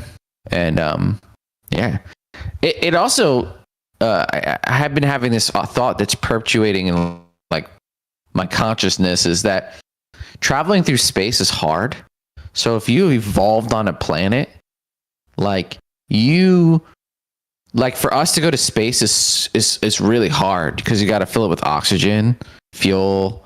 You know what I mean? You got it's so much more work to put something alive in there and keep it alive the whole time. Yeah, like you got a heater and food and the whole deal, right? You got to have a shitter. You got to have like a nice little terminal to call home and say hi to the wife, whatever, right? Like whatever's going on. It's like there's a lot. There's a lot there, like mental health, the whole deal. Yeah, agreed. Go ahead. Sorry. Yeah, and Well, and then let's say you make it there and there's already life there, and then you get killed by some virus, some foreign virus. It's like, well, you make it all the way the hell there. You know what I'm saying? Yeah. So they would send. Yeah. So, I'm so just if saying, that was like, the case, they would send cyborgs. They would literally send aliens would be, like they say about the Greys, they would be some sort of like a biomechanical thing, right? So like, think about it now. Like we have GoPros, we have like these drones, the Predator drones they use in the Middle East, right? Then they have like some dude in like Kansas on like a joystick that's running this Predator drone, right? Yeah. And smashing it down in the Middle East. And like, it's the same thing, right? So it's like, imagine you're like, have some dude in Alpha Centauri with a joystick and a big screen, and he's like running the gray alien that's on Earth. You know what I mean? Like these things are possible. Like we're doing them now. That the thing just becomes a distance between. And so if there's some kind of like weird quantum entanglement, which we're even working on now for like the quantum internet and this other bullshit they're talking about that we can possibly do in 10 or 15 or 20 or 30 years, maybe these MFers are doing it right now. And those them Greys are Predator drones that they're sending to Earth, and they've got some joystick back on Alpha Centauri, and that's that. It's a wrap, bro. No, yeah, and absolutely, exactly. I was actually, I don't know when I was like driving my spaceship, and I was just driving around, and I just have like thoughts like this. I like look up at the sky, but you could have you ever seen the Altered Carbon, the show on Netflix? Negative. So the show's premise is that your consciousness is in what's called a stack. So this is like something that's like right around the corner, actually. So your consciousness is in your stack, and you could just be dropped into different bodies through the stack port in your neck. So there's like an interesting concept is like someone died, and then they had to like get a new body, but they couldn't afford a good one. So the government provided them like this little girl, an old lady body. And this old lady comes out and she's like, "Mom." And they're like crying, but she's like, you're like immortal as long as your stack doesn't get destroyed. Well, aliens could be like remote dialing into their Greys, and supposedly with the abduction scenario is like they're connected like a hive mind. So imagine like you have a workforce that you like make or grow like that, and you control all of them. You're connected consciously to all of them. So it's like operating like 8 bodies at once. So like if you could dial that from across the universe somehow, there you go. You could like operate whole armies. So that's like, it's interesting. One alien with all of this kind of technology that we're just now starting to dream of what's possible, right? So imagine if there's anything that's like really far away, but really far ahead of us. I mean, we can we're talking about this, Mike, and it's pretty cool, like sci-fi, but like if you're not to a certain point in advancement, you can't even comprehend this stuff. It's just like God and the angels coming down, and you know what I mean? It's just beyond your comprehension. I said it 3 times. So monkeys flinging poo at each other. This is where you're at. Yeah, exactly. And yeah, it's like, how far behind are we, that we can't even we don't even know how we're being influenced, I guess. We're kind of hypothesizing all the ways we could be being influenced, and we don't even know. Like, it could be beyond our imagination. And that's why any power structure fears like the people coming together, And so everyone's trying to divide us right now: red team, blue team, race, gender, everything, those divisional like politics. And I'm resistant to that. I think we can all, I really honestly believe we can all kind of get along. So I'm going to actually try and start changing my mindset, my behavior to like be the opposite, And I think if we all do that, honestly, that's probably like the biggest thing we could do. And a lot of that crap will fall away over time, Because like I said, you don't know how we're being influenced, through these third parties. If there is a galactic federation, maybe there's an empire, Yeah. So Darth Vader. Hold on. Wait. Hold on. I got this. Where's it at? Too many damn things. Where's it at? Holy shit. Oh, man. How about this? You may dispense with the pleasantries, Commander. I'm here to put you back on schedule. There you go, buddy. There you go. Get your ass back on Nice. schedule. Yeah, I got so many buttons. Aw, So many man. buttons now. I don't know where to find anything. But yeah, all right, there we go. I had Good, one. thank you, Darth Vader, for the advice. Yeah, there you know, go. I've been Yeah. trying to get my sleep schedule. Thank you. I appreciate it. Oh, Shazzle. Absolutely. Yeah. All right. So what do you think? So in the end, do you think that there's an actual Galactic Federation? Do you think aliens are here and there's some kind of influence going on? Let's say either direct influence, like we have actual contact with governments, or the other influence where they're here influencing us and we don't know it. I don't know. What do you think? I think that, all right, so I like to look at kind of trends and kind of follow that. We used to think the world was, well, I don't know what the hell we used to think the world was, heaven and earth. And I still think those things, those labels translate once you understand things better.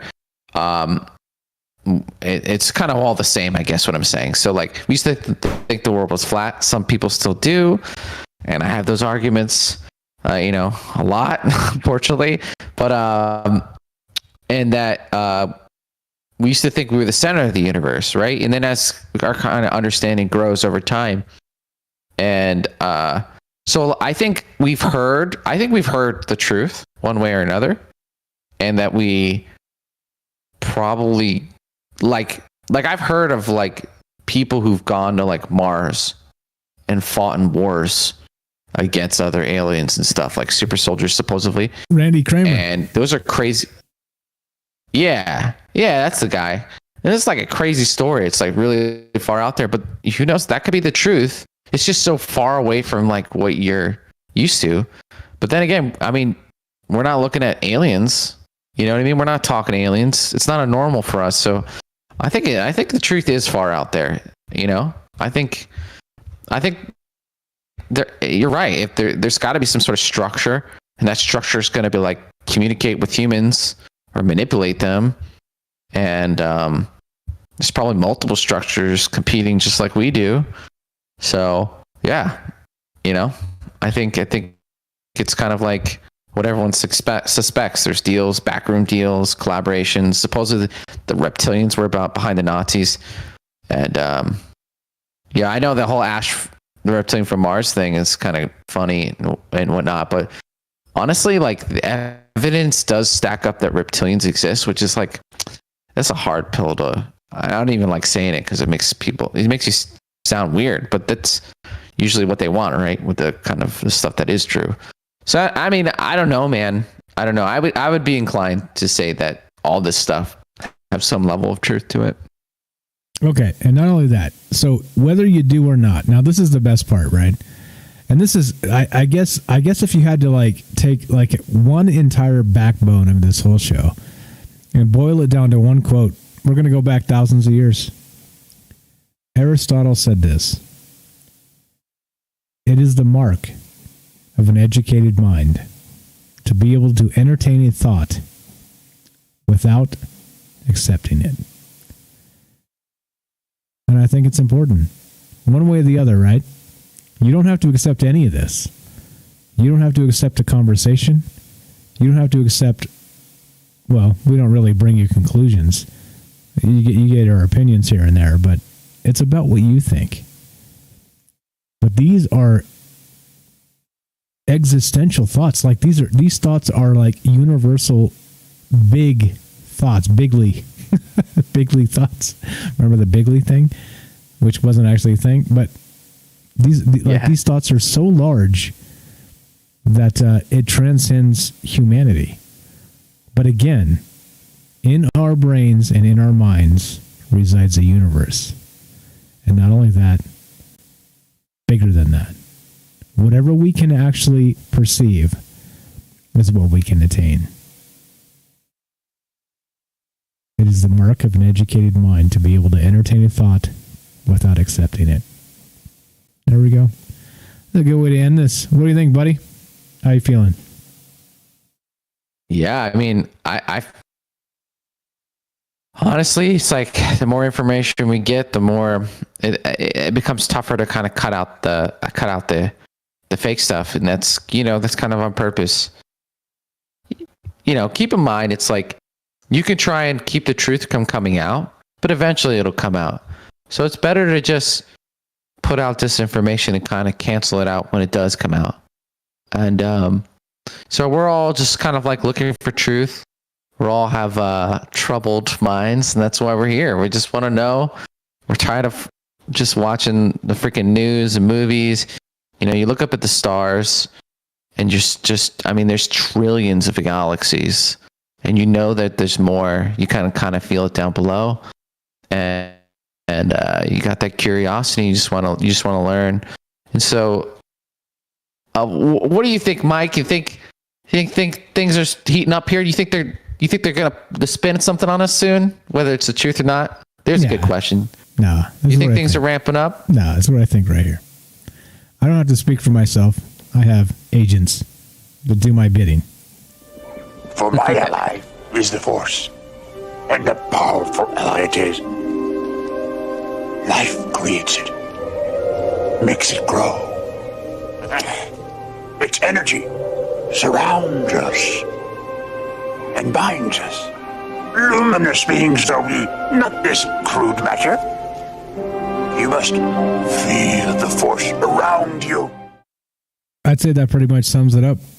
That I do think there's some sort of net, like some sort of neural, psychological, cosmic, the Force, basically, like a dark energy.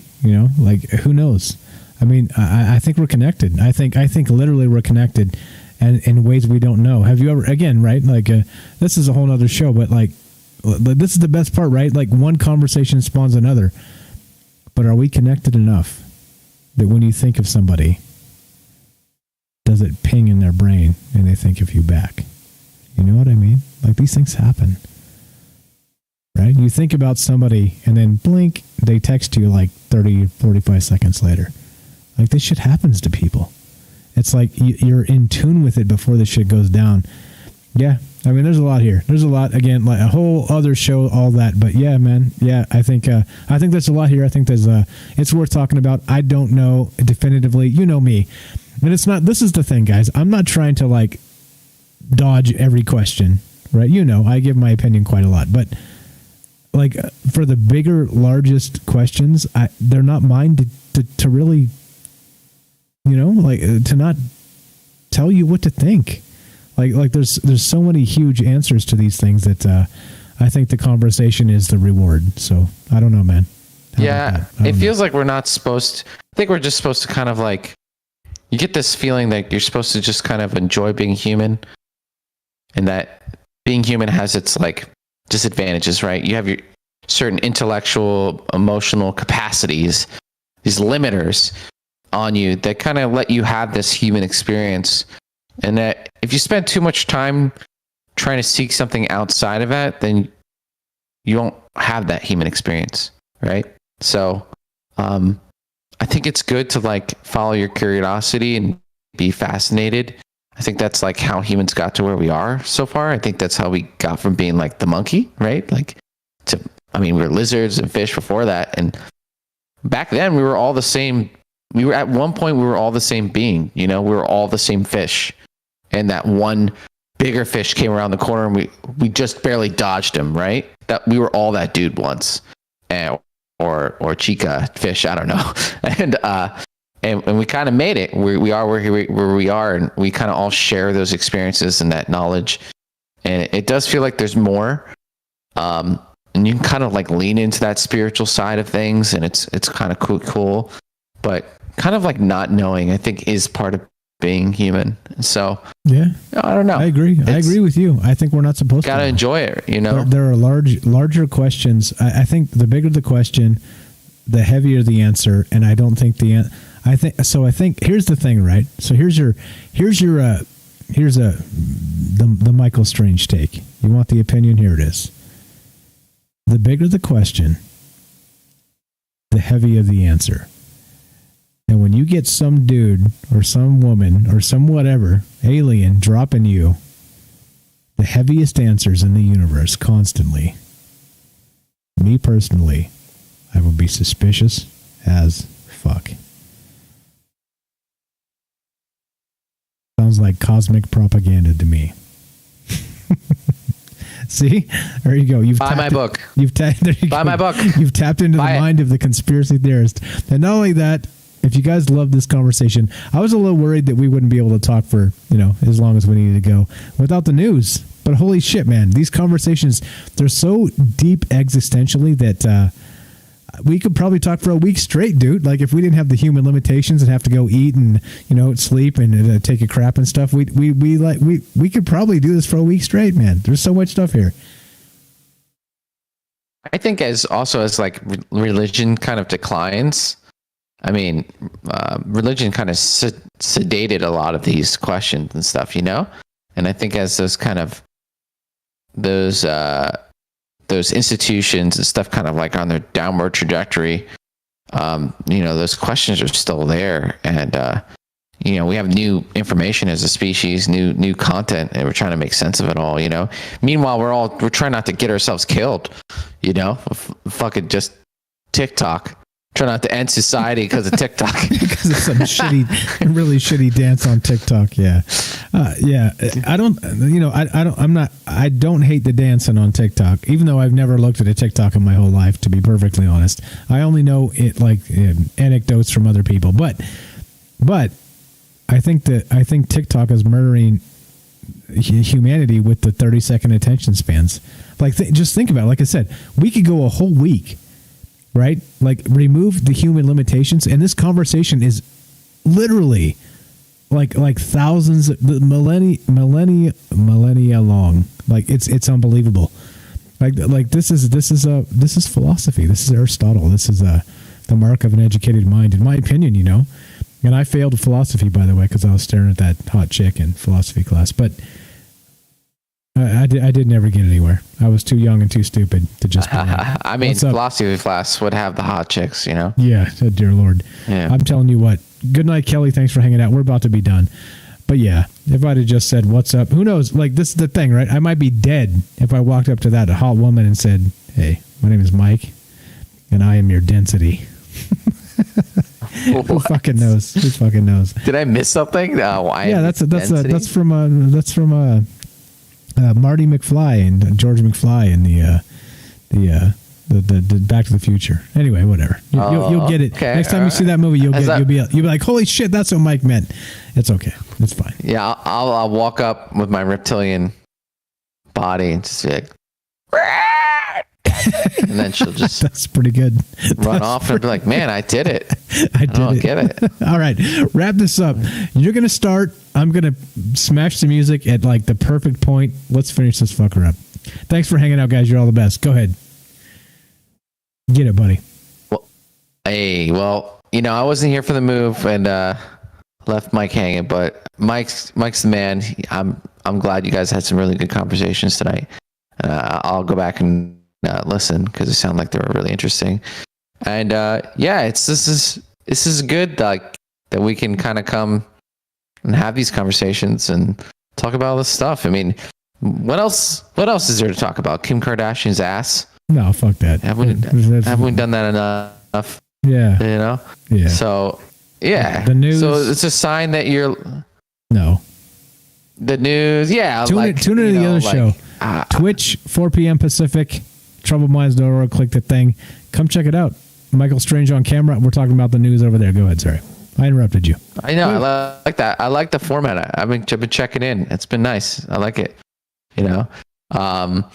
Maybe you could be one of these trusted people, or at least just like another. I mean, everything's about Trump, whether you're like good or bad. It doesn't matter. God. It's like it's destroyed everything. It's destroyed everything. It's crazy. It's crazy. But it tells you that it tells you how entrenched the establishment is, in my opinion. That regarding that particular thing, that particular person, that they don't expect somebody to come in and think independently. They expect somebody to come in and do what they're told, And the second you go outside of that box, the whole fucking system just spurgs, And like we witnessed it. It was 4 years of that, exactly that. Like it was unbelievable. And so again, like whether you like the dude or not, it doesn't matter. Like look at the macro version of what just happened, and the entire establishment was on it, like full on attack mode for 4 fucking years, and it took every ounce of every single thing they had to take the dude down. And that tells you a lot. Yeah. But yeah, whatever. Yeah. Whatever it is, politics is garbage. It's all garbage. Anyway, let's finish this fucking. No. I interrupted you. I interrupted you twice now. Go. Finish it. Good. No, I don't. I got music going now. I don't even care about the red team, blue team. Honestly, I just care about some of these gnarly agendas we're reading, like the UN and shit. I just want those things to not like pull off, right? Like, and if we look at our ancient religions of like Mark of the Beast and stuff like that, are they talking about like these things that we're coming to now that we could potentially like can be established? It's just so. I mean, we live in a very interesting world. I mean, look at like you got all this crazy shit going on. Look at a giraffe. Like, what the fuck is a giraffe? Look at that thing. Wait. Hold on. Long legs. This is the thing. When we're doing an outro, we got to be in sync here. So you got to be like, you got to say something like really like, the giraffe. Yeah, exactly. And like 4 legs. Like yeah, exactly. Long tongue. Yeah, so you got it. I know. I got you. All right, go ahead. I got it. I'm about to read it. You drop it. I'm reading it. Here we go.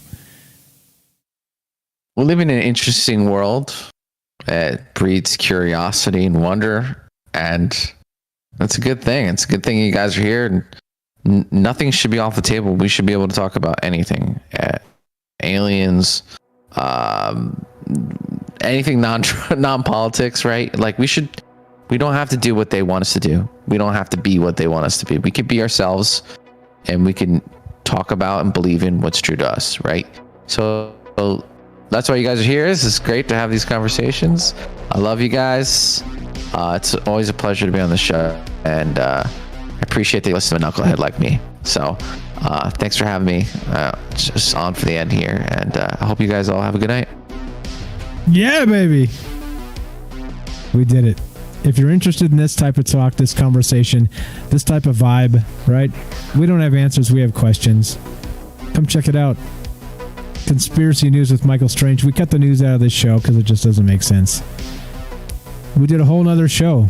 You know why? Because we have so much to talk about. Ash will be on that show at some point. You guys will be on that show at some point because it's open lines, as always, because I'm not afraid. Because we're not afraid. You want to gaslight? You want to call me this? You want to call me that? You want to accuse me of some bullshit? Call me. That's right. That's right. All the rest of these clowns, these guys that hide behind their producers and their people and their things, you dial a damn number and you get me. It's not that hard. Weird, right? Weird. Thanks, Ash, for hanging out. Thanks for showing up. Thanks everybody else for all the great calls tonight, all the great chat, all the great enthusiasm. Like I said, like I've always said, we do this because of you. And if you weren't here, this show would have ended up in the gutter and then stepped on by some alien entity and thrown in the galactic trash can. But that's not the case, is it? Much love. Spread it. Tell everybody. Be good to yourselves. Be good to your family. Be good to your friends. And expand that net. Because these are the things that are the most important. All right, we're done. Michael Strange, Conspiracy News. 5 days a week. If you guys can't get enough, I'm sick of myself. But if you guys ain't sick of me, we'll just keep rolling it. But I'll tell you what, I'm sick of myself. My wife is like, do you ever stop talking? I'm like, fuck, you're right. God damn it. Okay, anyway. Thank you so much. She got you. She got me. She's like, would you shut up for once? I'm like, there's dead air. There's dead air. Dead air. Okay, anyway. Oh, geez. At the end, you're listening to Troubled Minds Radio. I'm your host, Michael Strange. I'm here with your co-host, Ash the Reptilian from Mars, who now moved to the Jovian system in Jupiter because the taxes on Mars got too damn high. And here's where we're at. What can you do? Elon Musk. Elon Musk. What can you do? You guys are the best. Thanks for hanging out. TroubledMinds.org. Tell a friend. we'll see you tomorrow because guess what? 5 days a week. 5 days a week. Have a great night, guys. And at the end, from our troubled minds to yours, thank you for listening. Ash, thanks for showing up. Everybody else, thanks for participating. From our troubled minds to yours, have a great night.